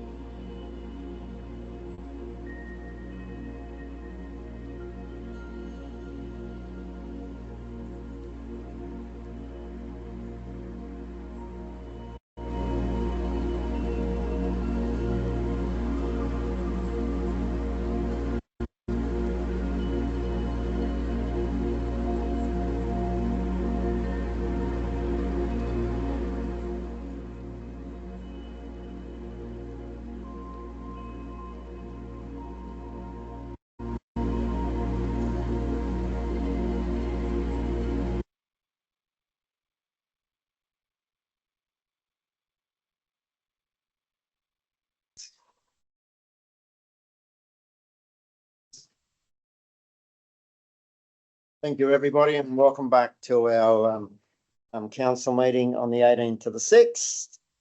We've just had a 5-minute break. The last report was 14.3. Councillor James, I wish to move that I vacate the chair. Can I have a second? Please, thank you. And I'd like to bring back Madam Mayor back to the chair. Thank you, Madam Mayor.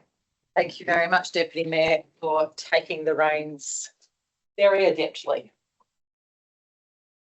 Okay, so I believe we are actually still in consideration of, we are still in consideration of the report, the last notice of motion from Councillor James. And I believe there was a call for an amendment made. So Councillor Hodgkinson, you were moving that amendment. Yes. Let's just let our minute takers catch up for a second.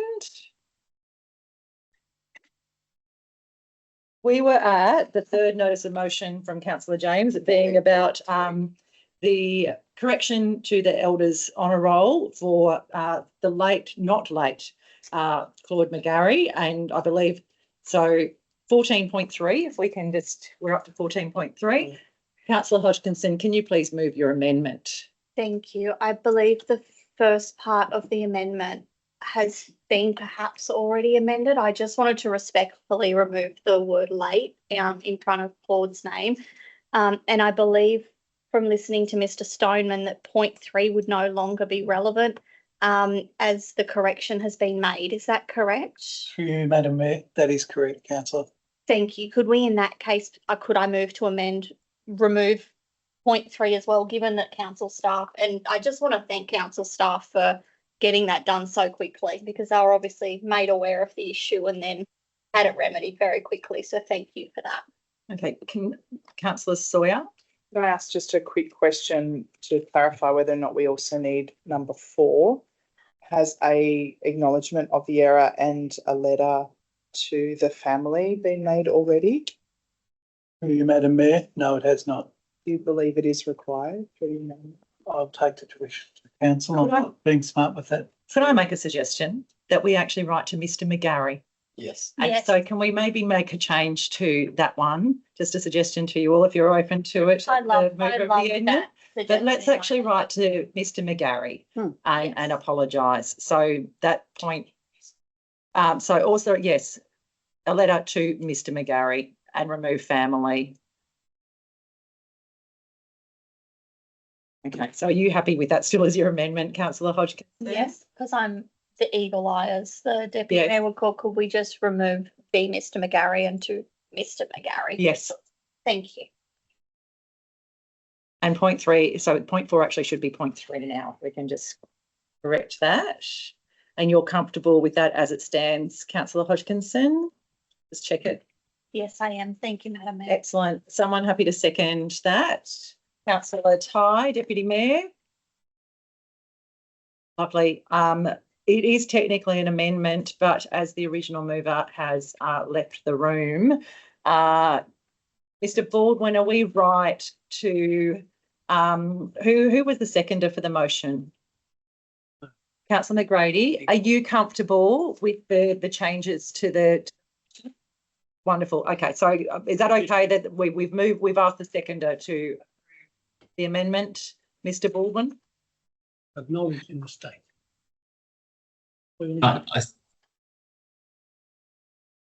Yes, Mr. Baldwin.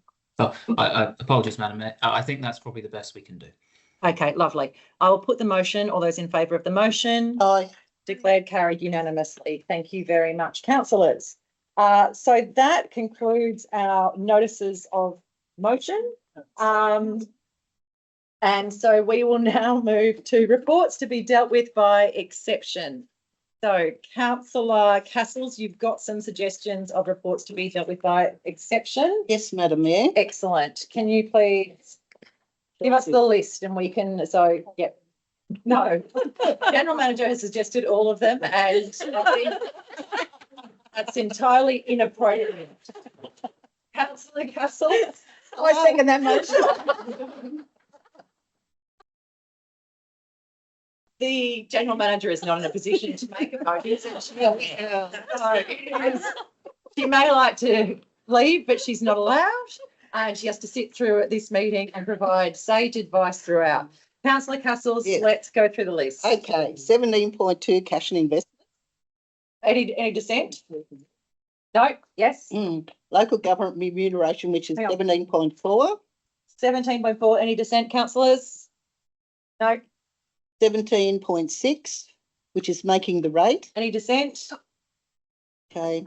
17, Oh, hang on, wait, one sorry. second, the gentleman just saying we have to deal with that one okay, individually, so no not that worries. one. Let's do that one. Yes, carry on, please. 17.7 delegation of functions to the general manager, acting general manager. Any dissent? No, thank you. 18.1. Oh, actually, no, not, because I think Mrs. Musgrave is going to talk about the animal companion shelter. I'm happy for it to be included. You're included. Is everyone Happy with happy for it to be exception? included? Yes, we're happy. Okay, Yep. 18.1 as well. Any Yes. dissent on 18.1? No? Great, Okay. thank you. 18.3. The Welcome Welcome Experience Experience. Program, any dissent? No, good, yep. I think we've already done the tourism. Yeah. So 18.4, Yes, 18.6. 18. Sorry. 0.6 being the lot consolidation of the town hall blocks. Any Yes. dissent? No, good, yes. 18.7 development application for the rural workers development on 52 Boongara Road, Garra. Benanga, sorry. Any dissent? No. No, I've got good, an yes. A on the end of mine. 18.7, yep. Okay, 19.1, the NAIDOC event 2026, a temporary road closure. Yes, any dissent? No. No, happy, yes. 20.1, Lorna Ray Avenue. Oh. Yes, any dissent? Oh, there's two. Sorry, No. sorry, 20.1 is the operational plan. No, it's on ours. Mine is 20.1. And it's 20.1 too. Yeah.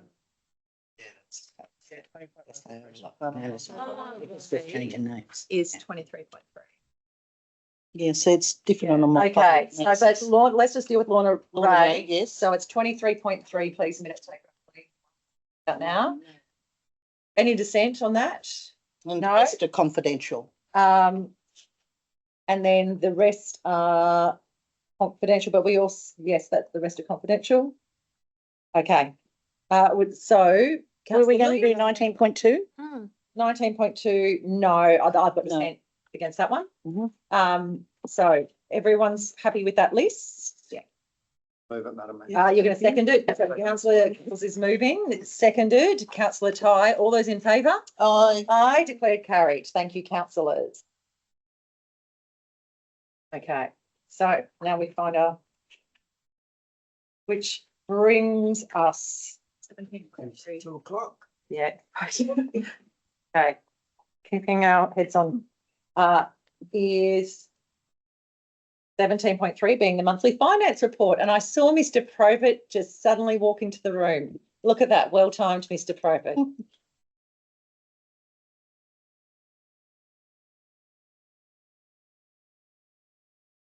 Through you, Madam Mayor, our monthly finance report for the end of May containing the profit, loss and cash flow for the three funds, general water and sewer, as well as the capital budget and requested variations included within the report as well.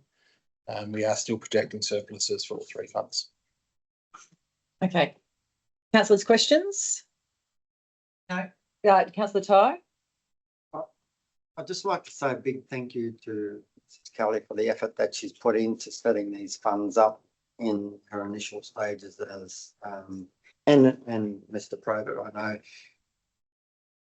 Our funds are in dire straits when we took over, so it's a huge thank you to you and Mr. Probert for the effort that the support that you've given our community and getting our funds back on track. So I'd like to say a personal big thank you from half of the right. Okay, thank you, councillor Ty. I'm going to be annoying and ask questions. No, I'm very sorry, but look, I just wanted to ask about the capital spend, because our capital spend, at the start of the year, we budgeted that we were hoping to achieve $35 million in capital expenditure, and we are anticipating still 25 million year to date, which is a $10 million reduction on what we projected at the start of the year. But the year to date is actually only sitting at 14 million currently. So I probably just wanted just to get some, are we expecting some big bills to come in the last month? Yes, through you, Madam Mayor. I would suggest that the more realistic figure at year end would be about 22 million. Okay. At the time of the report, it was 15.4. Subsequent to the report, we've spent close to $3 million. So there has been a significant pickup at the start of June, and there is $3.5 million worth of committed expenditure, which the projections are most of that will be spent by year end. So probably the 22 figures closer than the 26. Which is in line with our normal track rate, really. So it's interesting to note that once again, we have anticipated, dreamt big, but actually the reality is our run rate for capital expenditure is about $22 million a year. That's what we managed to deliver. So I just probably wanted to note that. I know that our team always strives for a big push to the finish line. So I think if we can encourage our team to, do that big push to the finish line so that we can finish the year strong, that would be great. But any other questions, councillors, on this? Is someone happy to move the finance report? Councillor Ty, seconder. Councillor Castles, all those in favour? Aye. Aye, declared carried. Thank you, councillors. The 17.5, we move on to alternate councillor for attendance at the National General Assembly. Councillor Castles. I would like to nominate Councillor Debbie Williams. Councillor Ty. I'll second that. Okay, so Councillor Ty is seconding that motion. Councillor Williams, do you accept the nomination? Yes, Madam Mayor, I do. Okay, thank you, Councillor Williams. So I'll put the motion. There's no other nominations to attend? No, I'll put the motion. All those in favour say aye. All those against? Declared carried. Thank you very much, councillors. Okay, moving on to making of the rate 17.6. Over to Mr. Probert. Thank you, and through you, our statutory obligations under the Local Government Act are various different sections depending on the rates and or charges. We need specific council resolutions. Each of the rates and charges contained within the revenue policy. These detailed in the report mirror exactly what's been on public display in the operational plan. Any questions, councillors? No, thank you. Would someone like to move the report? Councillor Ty, seconder. Councillor Castles. I'll put the. Do you wish to speak to it at all? No. Okay. Any speakers? No. I'll put the motion. All those in favour say aye. Declared carried unanimously. Thank you, councillors. We then move on to 18.2, being the former Moree Livestock Selling Centre, future of the truck wash facility. Thank you, Madam Mayor. Hang on, just wait for our minute takers to catch up. Sorry, Ms. Musgrove, we're cooking with gas now. We are up to 18.2. Thank you, Mr. Probert. Thanks, Ms. Musgrove. Okay. Thank you, Madam Mayor. This report is about the future of the truck wash at the former livestock selling centre. Council has made a resolution in the past to sell the land that is the former sale yards. However, the truck wash that was built there under grant funding is part of that lot. So if the land is sold, council will also lose the truck wash, so I guess there are two options there. Either we accept that council loses the truck wash, or we take steps to make sure that the truck wash can be retained on its own site. This report recommends that the truck wash is retained by way of a subdivision to create its own lot. And it also talks about the cost of doing that subdivision with the connection costs to occur only when we have achieved a sale for the balanced land, because there are significant construction costs about new driveways, separate connection to electricity, water, and those sorts of costs. So this would create a plan of subdivision that essentially could be approved but not enacted until we receive other funds to do so. There's also another part to the recommendation about increasing the charge per minute that we charge at the track wash. It's currently $1.10 per minute. The truck wash loses a considerable amount of money every month, every year. So there is a recommendation there to increase the price to $3 per minute, and that's based on a recent recommendation from Narrabri Truck Wash for their council truck wash, where they're moving from $1.15 per minute to $7.09 per minute. Happy to take any questions that the councillors might have about the various technical aspects of it. Absolutely. Thank you, Ms Musgrove. Councillor Williams. Through you, Madam Mayor. So, with the increase of what to what $3 what? $3 flat. $3 flat. Is that going to close the gap of the loss that we're incurring at the moment? Through you, Mayor. It will go a long way to addressing it. It will not be a money-making venture by any chance.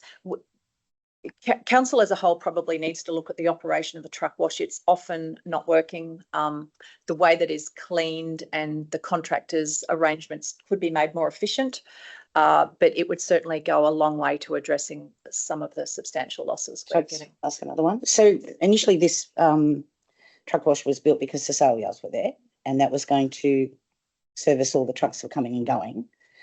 The truck, obviously the sale yards doesn't work anymore, and the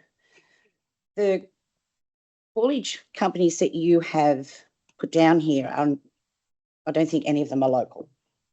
They're all interstate or New South Wales or something. So would it be reasonable for us to keep it running at a loss for major companies that are going through other towns that have a truck wash anyway, and also spending the $280,000 to do so?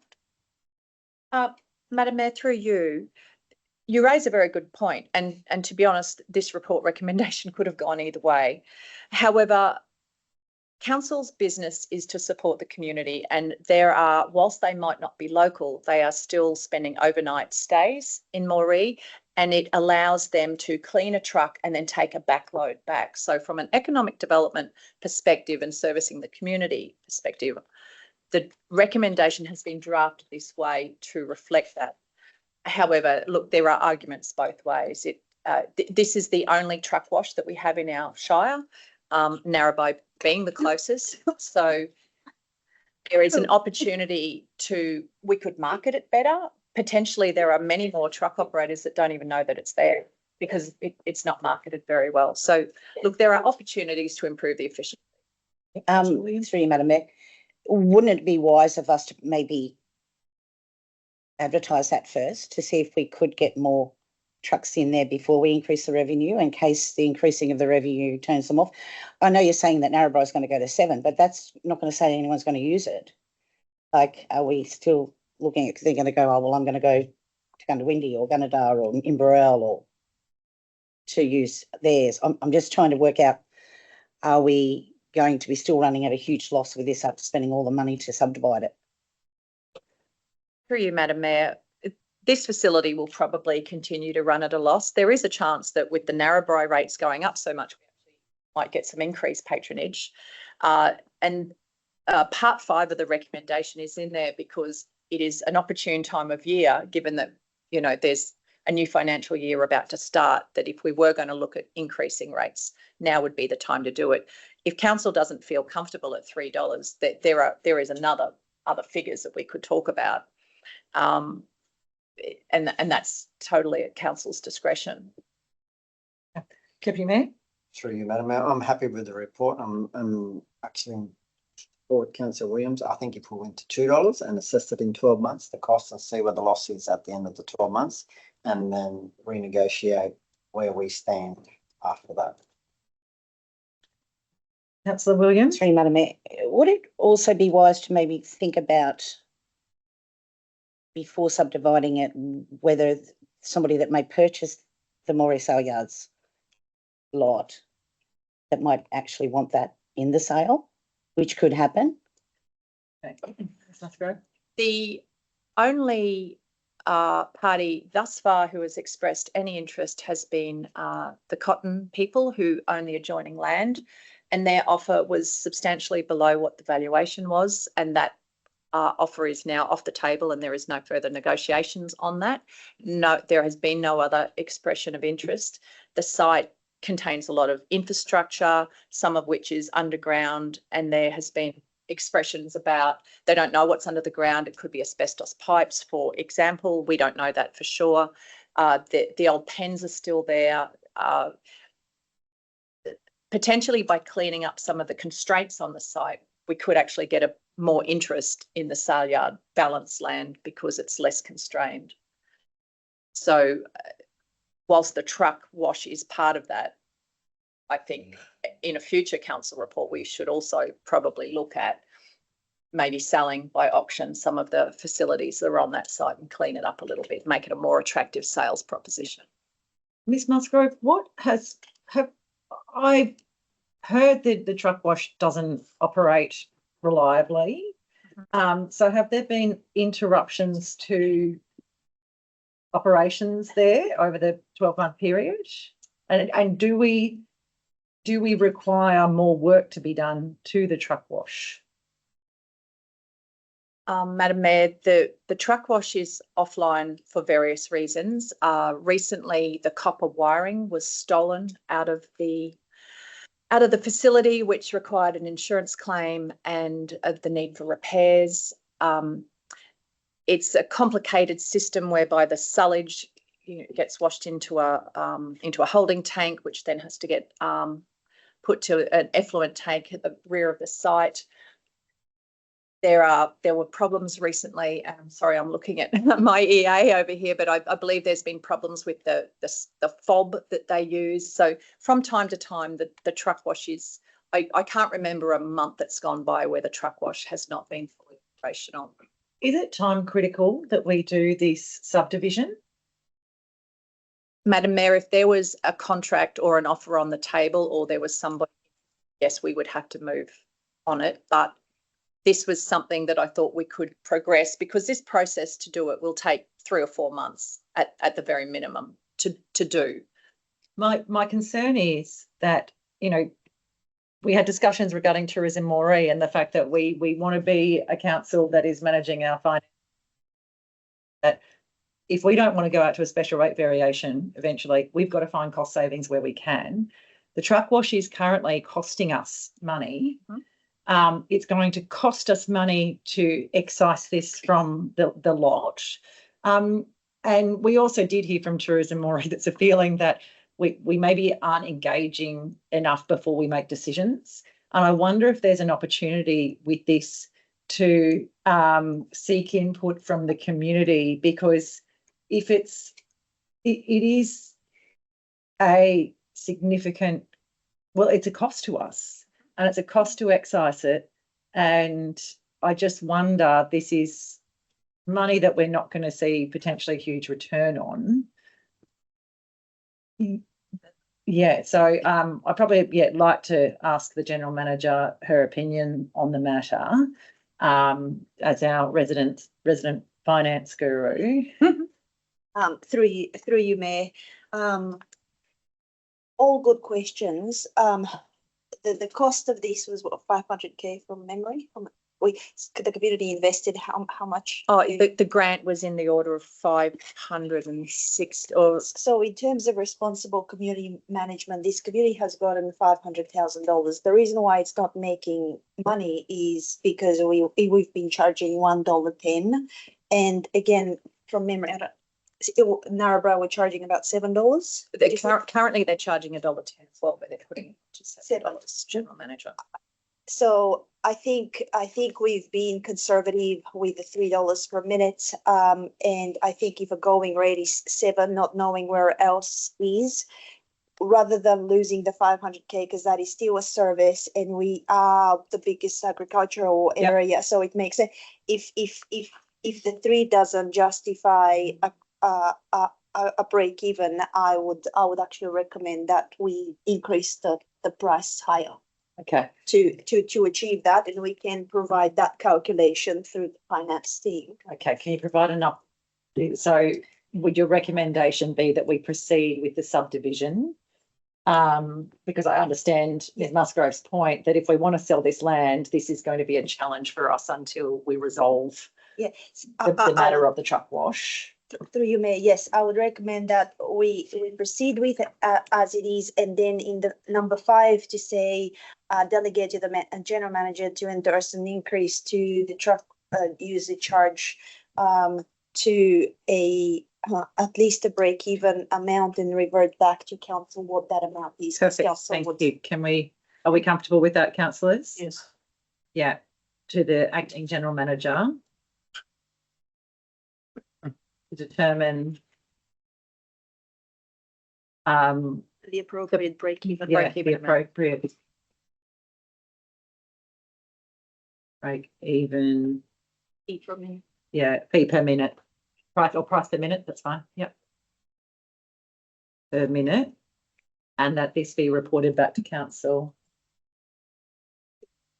at the July council meeting.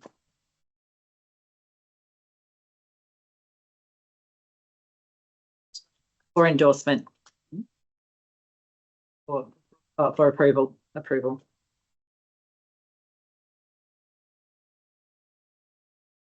Okay, and then we just delete the rest of that line. Yes. No? Yes. Through you, May, because we've got the resident finance person in the house, can we just delegate, endorse the increase to the truck wash user charges from $1.10 per minute to $4 per minute? With that, I'd like to say that the break-even price has just been calculated to be $3.55, and because we always want to err on the side of caution, let's go for. I don't know how that just happened. It's really good. And so we just get rid of what I think 0.5 now disappears because we managed to be, look at council. People say we're not agile. Look at us go. Okay, Deputy Mayor Ty. I just want to reiterate what our finance guru says. Narrabri 7, Warrior is at $4.35, and Gundawing is $1.35. Okay, excellent. All right, are we comfortable with that, councillors? Yes. Someone happy to move it? Councillor Ty, seconder. Councillor Castles. Councillor Williams, you look uncertain. Can I add something? Yes. I'm just wondering when Mrs Musgrove said before that, you know, we probably need to advertise it more. Yeah. Maybe have like a campaign that it gets, especially the agriculture sector, because it seems to me it's more the especially if we're cheaper than our neighbours. Absolutely. Okay, point 6, sorry. So Councillor Williams has just moved an amendment. That was very swift of you. Councillor Williams has just moved an amendment to add point 6, that the acting general manager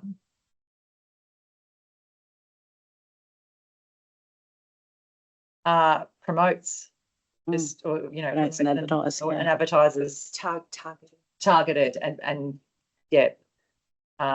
Or okay, Ms Musgrove, did you want to word this? Oh, you seemed like you had to. So, yeah, sorry, Madam it's Mayor, good. through you, I have given some thought to this. Great. Yeah, Great. the acting general manager. Just word it how you like. Yeah, undertake direct targeted advertising. Yeah.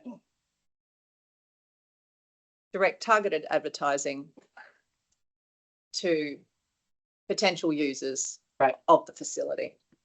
Because it's no point putting it just on Facebook. No, it's got to be on the truck pages. That's right. So direct targeted, not targeting. Yeah, please, Mayor Taker. Excellent. Okay, so Councillor Williams. Oh, everyone's lining up to add more points. Here's the general manager. Because the $3 is in the maintenance rates that council has just done, can they be just in addition to number 5 to say as the affiliate and make that update to the fees and charges to the adopted and make that change to the adopted fees and charges? Yes. Yes, please. Yeah. Thank you. So just and at the end of the sentence and make that change to the adopted fees and charges. For 26, 27.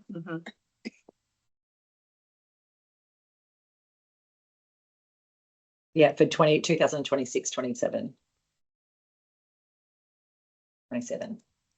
Okay, so that was originally moved by councillor Ty, seconded by councillor Castles. Are you happy with those amendments? Accept those? Yes. Excellent. Does anyone want to speak to it? No, I'll put the motion. All those in favour, say aye. Aye. Any against? No, declared carried unanimously. Thank you, councillors, and thank you, Ms Musgrove, and our quick thinking finance team there. Okay. We now move on to 18.5, being proposed changes to planning and development establishment. Thank you, Ms Musgrove. Thank you, councillors. This is a relatively short report that deals with the structure of planning and development. The end outcome is actually a reduction in staff numbers and a small increase in the overall budget of just over $1,000. What it does is removes a couple of positions that were in the establishment and reallocates that funding elsewhere. It also moves a officer position out of economic development and puts it into a ranger position. So you'll see there in attachment 1 that we have ended up with 3 in-house rangers under this program. The reason for that is because, as you know, we currently have contractor rangers, and it is my fervent belief that the rangers should be in-house because it is a more efficient model, and we have rangers who live locally and who can help deliver a solution to the what I will call the dog problem, which is pretty dire and is showing no signs of improving. So I really think if we are to get on top of the problem and actually make things better, and just keeping in mind that the animal situation affects everything from tourism to the pride in our towns to safety, everything is touched by this problem. So a lot of the changes here are meant to help bolster our internal ranger facilities and get some staff on board so that we can really start to address that. Okay. General, just I suppose a question. So has this already been incorporated into the budget, or is that why it's on today's paper, basically to get it into the 26-27 budget? Through you, Mayor. No, it hasn't been incorporated through the budget, and it hasn't gone through to the joint consultation committee. It's gone through the staff consultation process. Yes, because I think also just noting how much we have on our agenda today, I think my preference would be to actually do a workshop in the next month, if that's suitable, councillors. Yeah, if that's suitable, Ms Musgrove. Just noting that we've got it's pretty meaty. So I think it'd be good if we had a little bit of time to, Deputy Mayor. I support that 100%, Madam Mayor, because we've just gone through a restructure model and some are adding some new parts to the restructure. So I think a workshop will be a way to move forward. And okay, all right. Well, we might just, so if we just update if we just remove we just need a bit of a blank page there. So it goes defers the matter to a workshop, General Manager, or refers the matter to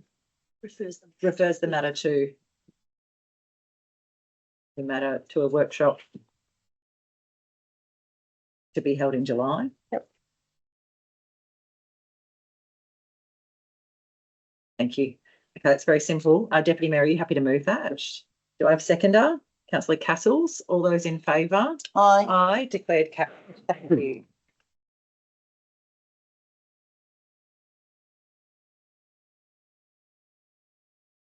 Okay. 20.2 being the operational plan Q3 report. We didn't do that by exception. Sorry, Madam Mayor, 19.2. I think you had to send. No, you're dead right. The transport asset management plan. Sorry, Susie, but it's Mr. Law, but you can stay sitting there because I don't think the next one will take us very long. Thank you. So, yes, take a seat. So, 19.2 being the transport asset management plan. Mr. Malone, that's one of your babies. And Mayor, this reporting the draft principal asset management and public exhibition to the community, the opportunity to understand the asset management process and policy level directions of proposed policy level directions of council, with a view of bringing it back to council after we receive comments.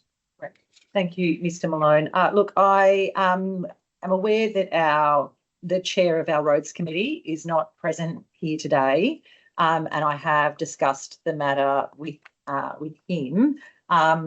In reviewing the asset management plan, the consensus, well, the feeling is that actually at the moment it reads more like an issues paper than, so I suppose it's more providing the analysis of where we are currently rather than actually providing a path forward in terms of how we actively plan to manage our road network into the future. But also given that the key councillor who's been working with the team on this isn't present, I would probably like to suggest to my councillor peers that we defer the matter to the July meeting, because I think it's just, to show credence to the chair of that committee. Deputy Mayor? I'll move that motion. Happy to, okay, fantastic, thank you.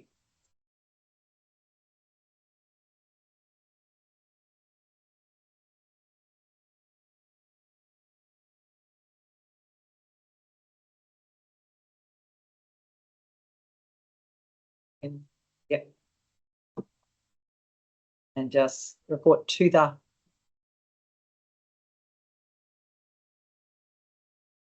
right. Happy to move that, Deputy Mayor Ty. Do I have a seconder? Councillor Williams. All those in favour? Aye. Declared carried. Thank you very much. Okay. 20.2 operational report, the Q3 report. Q3 report. Okay, this Welcome. Hi everyone. This report applies for the period 1st of January to the 31st of March. Quarter, there were 213 actions in that quarter, with 54% of them being on track to be completed, 10% at risk, 17% off track, and 2% having been discontinued. And so far we're at 64% progress to the end of the quarter. Has anyone got any questions about that? So councillors, you remember this has actually been tabled previously, and we just noted it and we asked the team to go back and kind of revisit how some of the things had been marked, and I think the team have put a bit of time and effort into doing that.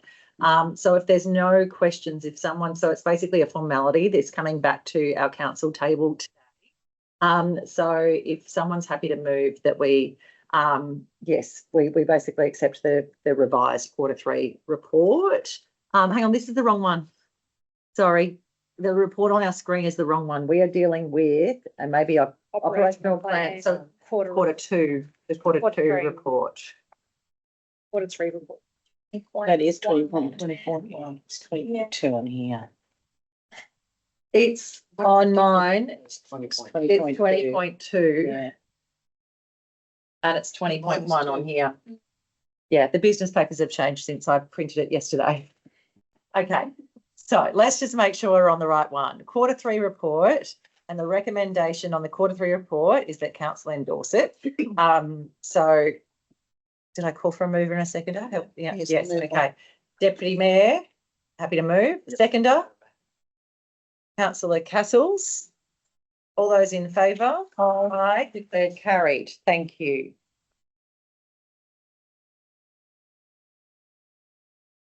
Okay. 20.3 being the updated delivery program, operational plan and budget, draft reason. Okay, it's not 20.3 on your thing. Let me not throw you. Let me not throw you. 20.2. Yeah. Okay, so we have 20.2. So the operational plan and budget, including the delivery program, resourcing strategy, etc. Do we want to just jump straight to questions, councillors? Comments, questions? You would have seen there were some amendments, potential. Maybe you amendments. can talk us through the Yeah, amendments. so Ms. after we put this out in the last meeting, we actually went back to the directors to get their, I guess, also positioning on wording on certain actions for the next financial year and also potential additions for operations for the next financial year, which I did put in the report as an attachment. And so I guess I just want your feedback on those potential ones that might be deleted out of the report or out of the operational plan, but also, or if you're happy with the change of wording as per recommendations by the directors. I think the challenge is we're at the 18th of June, and so feedback at this time is not really possible because we're really at the 11th hour. Yeah. General Manager, I probably have a question for you.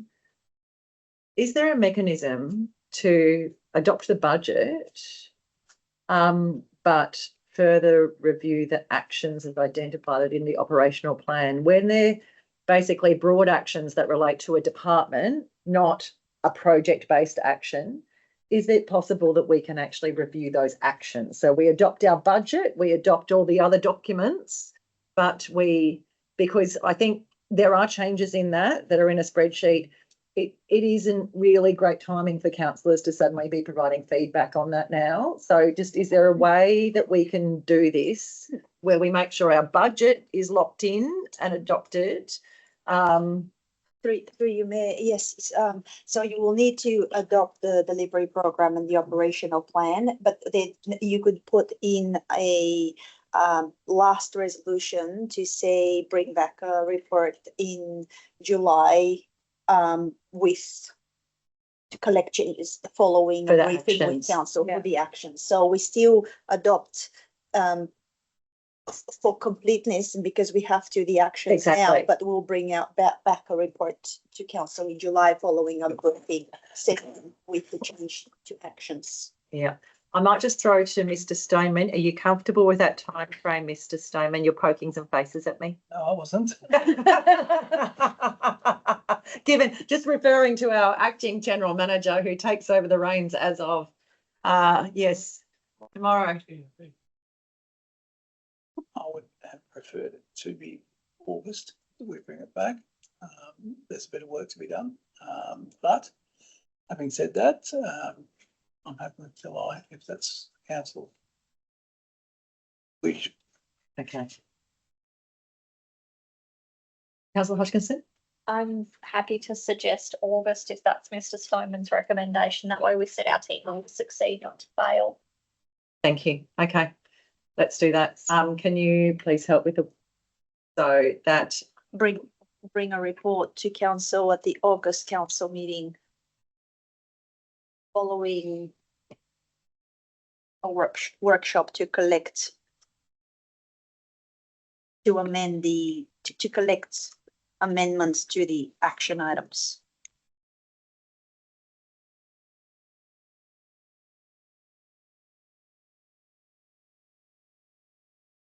do we need to say that we endorse in principle the action items just so it's got some rigour to it? Or we're already adopting it? We've already adopted Okay, it. but So have we specified that it is as per the attachment?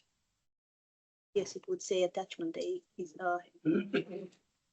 Yeah, that does refer to the spreadsheet, Ms. Trelaw? It does refer to the spreadsheet, which I put in PDF form in. Okay, great. So that is I'll linking go to to the that. spreadsheet, but I've PDF that. That is linking to that. Now, one thing that I wanted to add to, I would like put in place immediate, like as part of the adoption, is that we do have new and keen local media in Moree who are present in the chambers today, but where they are currently, when our council meetings are recorded, those recordings, the level of service is up to 7 days. It's within 7 days. For this, to enable reporting on our council meetings, reporters to be able to go back and verify exactly what was said, etc. We really need that to be more timely And most other councils actually have it up same day. I've looked at, but perhaps the within one day, the next day of the council meeting. I think we need to make that commitment. I'm just going to look at our IT manager's face as I say this, and our minute takers' faces. But I think we need to move that, put that in the levels of service. Change the level, add that to the level of service. But we made to put that in in the resolution here. Yeah. So can we just say, can we maybe scroll up? Move it to July. Scroll up. Okay, so we consider submissions, resolves the following cost to be included, resolves the following cost including the operational plan budget development. Yes. Okay, adopt changes, blah, blah. Okay, so it's got to be in that section, I think, because I think the level of service sits in the operational plan. So K, we need an L. If you just go down, please, add a point L, amend the level of service for publishing the recording of the council meetings.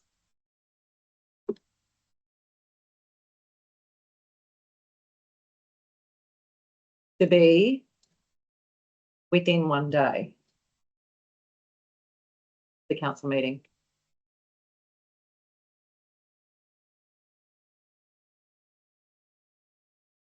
Okay, Mr. Stoneman. Yes, through you, Madam Mayor, Mr. Malone has raised a valid point, which I'm going to refer to him and ask him to point out. Thank you, Mr. Stoneman. The normal matter, of course, is when council resolves to adopt the DP and OP, the document is finalised and published. So we won't be able to do that because we're coming back again. So it might be appropriate to acknowledge that the final document will not be published to the community until after the August OCM. I suggest, excuse me, sorry, through you, Madam Mayor, sorry, General Manager, that's probably why you're pushing for July, and I understand now. Through you, Madam Mayor. So lesson learned. I think the challenge is, though, technically it has to be adopted by 30th of June. Yep. So we have to adopt one. Yeah. But so essentially what will be put out will be an amended, like an updated, adopted version. Yes. Yes. Yeah. Yes, that's fine. So we do need to adopt what we've got here, and then we do the workshop to collect amendments to the action. Maybe we just add some points that bring a report to the council at the July council meeting. Council meeting following a workshop to collect amendments to the action items in the operational plan. Let's be clear what it is. Yep. And we're okay with that. Okay, so we're going to have a little bit of workshopping in July. Yeah. Okay. Everyone comfortable with that? Is there anything else that councillors that jumped out of you that needed to be amended or that was missing? No. Okay. May I call on someone to move the motion, please? Come on, McGrady, put your hand up. Been very quiet. Councillor McGrady, are you happy to? Okay, move Councillor McGrady. No, you've done heaps. No. Deputy Mayor Ty? Okay, excellent. All those in favour? Aye. Declared carried. Thank you very much. Did anyone want to speak to it? Did you want to speak to it? Sorry, I've missed that. Councillor McGrady, did you want to speak to it at all? You happy? Okay, fantastic. Thank you. Thank you, Ms. Trelaw. That's it. So yeah, that's it. That's it. Okay. Now we do have a number of reports to deal with in closed council, but we also have late reports which are not confidential. So I might suggest with councillors, are we comfortable with maybe moving forward our reports that are not enclosed so that we just get through that section and then we can go and close council? So would someone kindly move that we bring report 20, well, the Taylor Oval report, whatever number that's ended up with? 23.2. 23.2. So 23.2 Well, it's actually all the late reports because we accepted them all, didn't we? Yes. So let's just say that we bring forward the late reports at the juncture of this meeting. Sorry, Madam Mayor, you have 23.1 is a confidential report, so we might just slightly shuffle. Okay, so we bring forward 23.2, 23.3 and 23.4. 23.2, 23.3 and 23.4. Yeah, 23.2, 23.3. Did we resolve, sorry, Madam Mayor, correct mode of address there. Did we resolve 23.3 by? Very well picked up. So it's just 23.2 and 23.3. Oh yeah, no, 23. Yep. Yep. Is that right? That's correct. 23.2 and 4. That's right. No, the minute takers are onto it. Forward at the juncture at the gap. So we just need to have that resolution worded properly. So the council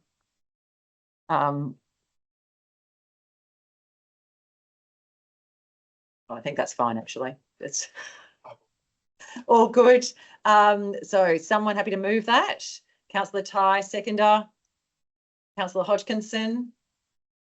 All those in favour? Aye. Aye. I'm going to abstain because I have no idea what I'm voting for. So. Okay. Against, no, declared carried. We're just bringing forward, before we go into closed council, we're bringing the late reports up. Yeah, I'll vote for that. So that we can then just go into closed council Sure. for everything that remains. So of the late reports, the first one is 23.2 being Taylor Oval Aquatic Precinct adoption of master plan for community consultation. I might just ask, so it's really late. Do you want Ms Musgrove to actually present the report, or are you happy just to go straight to questions? Straight to questions? Okay, councillors, questions? Can't think of any. Councillor Sawyer?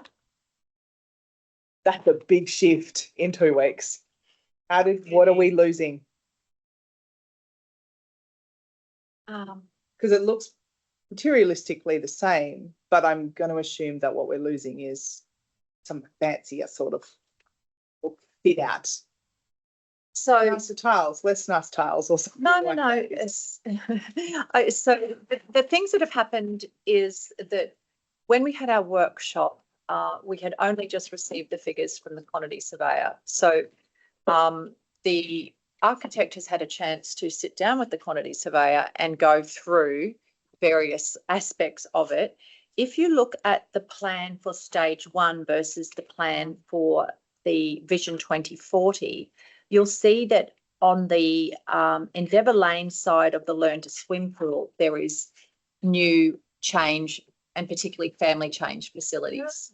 So what we have is a significantly smaller in stage 1 toilet and change facility. There is also no administration building, with those administration functions to be undertaken in what will eventually become the club rooms.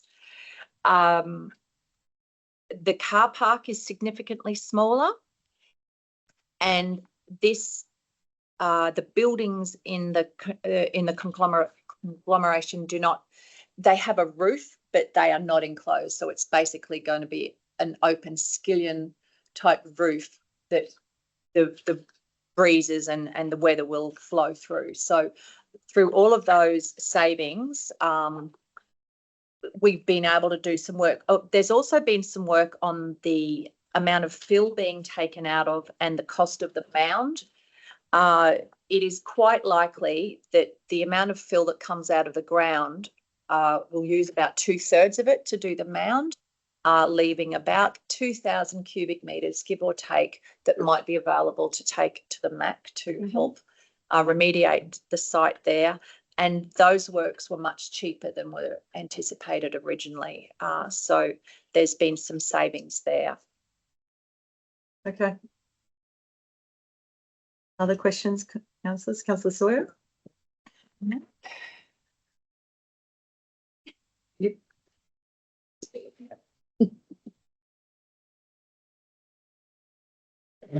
Okay. I'm happy to move it if there's no other questions, Madam Mayor. Deputy Mayor's happy to move it. Yes, I'm happy to. Are you seconding it? Yes. Okay, councillor Sawyer seconding it. Do you want to speak to it, Deputy Mayor? Oh, no, I think it'd be great to put that on public display. Yeah. And show the community that what we've actually worked very hard in doing. I know it's not, there's been very contentious issues about Taylor Oval, but I think if we don't bite the bullet and start the process, we're never going to get there. We'll be a town without a port. Let's just move forward and get on with business. Like, councillor Sawyer, do you want to speak to it? Does anyone else want to speak to it? No, I might, look, I just, the work done over the last couple of weeks has been pretty significant, and I think well done. I think, you know, we have to be realists in terms of what budget we have for this. And I think the stage one is realistic in terms of what we actually have the capacity to deliver with the money that we have. I know that was a challenge to get it to that point. But I think, you know, we have to be responsible. But at the same time, we are a community that is incredibly competitive when it comes to grant applications. And so I'm grateful that we also have a master plan that we can show to the community about what's possible. And, you know, I think stage one has to be stage one, and that's what we've got capacity to do. But I think we can be a bit visionary and go, actually, we're going to do more than this, and we're going to make this a fantastic aquatic facility for our community. So I just want to give credit where credit's due for, you know, what's been pulled together. I think we gave some pretty stern feedback about what we can actually afford to do, and I think these two plans reflect accurately what we can afford now and what could be components in the future. So yeah, I think well done, and let's get it out to the community and show that we are beavering away on this, and we welcome their feedback. Yeah. Any other comments, councillors? Ditto. Okay. Well, I'll put the motion. It's been moved. Councillor Ty, seconded councillor Sawyer. All those in favour? Aye. Aye. Any against? Declared carried. Thank you. Yes. Sure. Councillor McGrady has asked that his vote is recorded against the motion, please. So now the next one is the financial sustainability policy. Now, before I hand over to our General Manager and Mr. Probert, so just a bit of background to this policy. We've been incredibly fortunate to have Natalia Cowley as our General Manager for the last 15 months, who is why, pardon? 17 months, sorry, 17 months, 17 months. Figures. We have, I know, see, yeah, this is why, yeah, she's handy. Look, we've been incredibly fortunate. Natalia, Ms. Cowley is basically regarded as the guru of local government finances. I think there's many councils across New South Wales who would be in a very different position and not be going down the SRV path if they had the benefit of having Natalia on their team earlier on. We've been really lucky that we have had Ms. Cowley on our team. I want to also acknowledge that Ms. Cowley has recently been recognised for her expertise in this, being made a fellow of the Chartered Accountants, which is a huge deal. And so very selfishly though, because it's not all about you,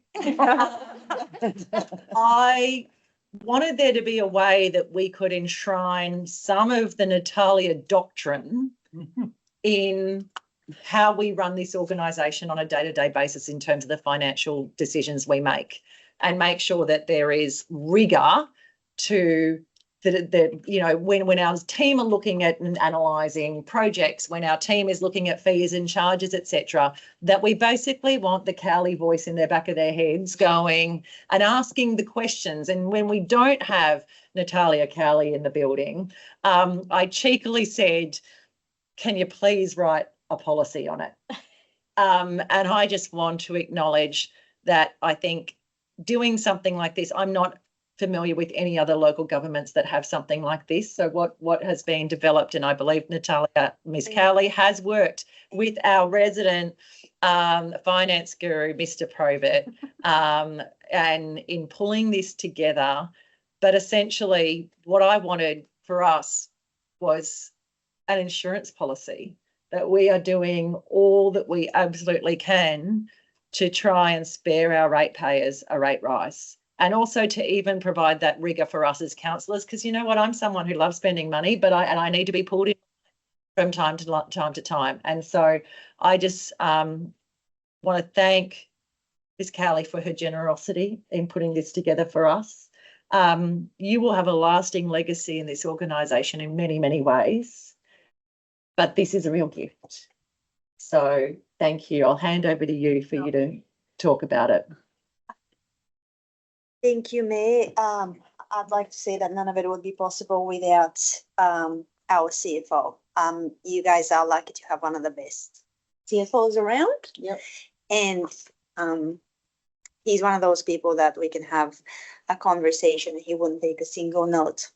And then he would provide a 6-page document, exactly what we've discussed plus some. So I think this policy is, it has the ground rules of ratios that for some reason have been taken out, but there is a really important reason, benefit and value to keeping them in there. And this is a really clever way, through your request of having a policy of such kind, to actually bring some of that rigor that we had lost through the removal of those ratios in the audited financial statements. And I think that in itself is highly proactive. And then the other elements, which are some of those sprinklings of guardrails, are the things that is going to keep us in line through this policy and through our CFO's view and reporting against it. There will be instances throughout the year where there may be some deviations, but as long as at the end of the year we're still within the guardrails, that would still work. And yet I think this is the first time that I have seen a policy like that myself as well. And so thank you for your initiative to request that and go Moree. Thank Well you. done, Meg. Well done, Thank you. Councillors, are there any questions? Can I suggest that actually we don't endorse, we adopt? Can we just change the wording that we adopt, because it is an internal document? Yes. So can I suggest that? I would love to move it. Okay, and I don't normally move things from the chair, but I'll move it, and Deputy Mayor can second it. All those in favour? Aye. Aye. Declared carried. Thank you very, very much. Well done, girls. Oh, I just told her to do it. Oh, okay. That's my part of the role. I'm like, please, Parting gift. please, that's your parting gift, please. No. Excellent. All right, councillors, well, I believe we're down to just confidential reports. Correct me if I'm wrong, Councillor Hodgkinson. I am. Yes, and I need to leave. Okay. Would someone like to move that we go into closed council? Councillor Ty, seconder. Councillor, hang on, 1, 2, 3, 4, just Councillor. All those in favour, bless you. Aye. Declared carried. Thank you. Gotta go, love.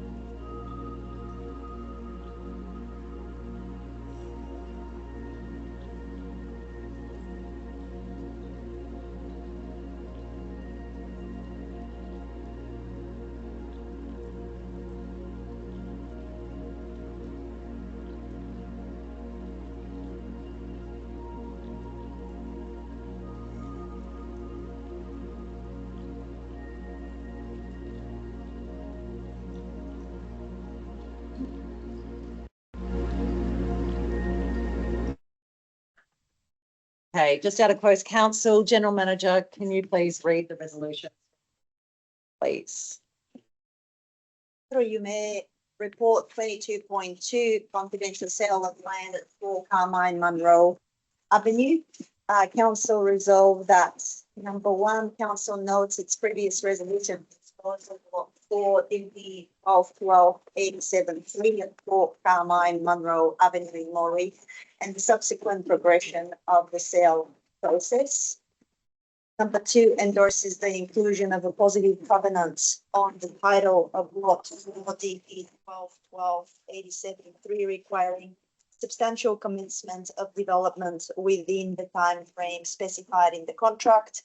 Number 3, endorses the inclusion of a development bond equivalent to 10% of the purchase price as security for compliance with the positive covenant. And number 4, authorizes the acting general manager to negotiate and finalize all contractual covenant and registration arrangements necessary to give effect to the positive covenant and development bond. So resolved, report 22.1, sale of council land, part 175, Barton Plains. Council resolved, number 1, to endorse the sale of proposed lot 1 being approximately 30.22 hectares of lot 53 DP 751791 Barton Plains Road in Moree, generally in accordance with the proposed subdivision plan contained in attachment 2. Number 2, endorse the commercial terms in the draft contract and deed required to complete the transaction. Number 3, delegate authority to the acting general manager to finalize negotiations, execute all associated documents, and undertake all actions necessary to give effect to the sale. Number 4, provide landowners consent for the lodgement of any subdivision or development applications required to facilitate the transaction. Number 5, authorize the affixing of council seal to any documents requiring execution of the seal.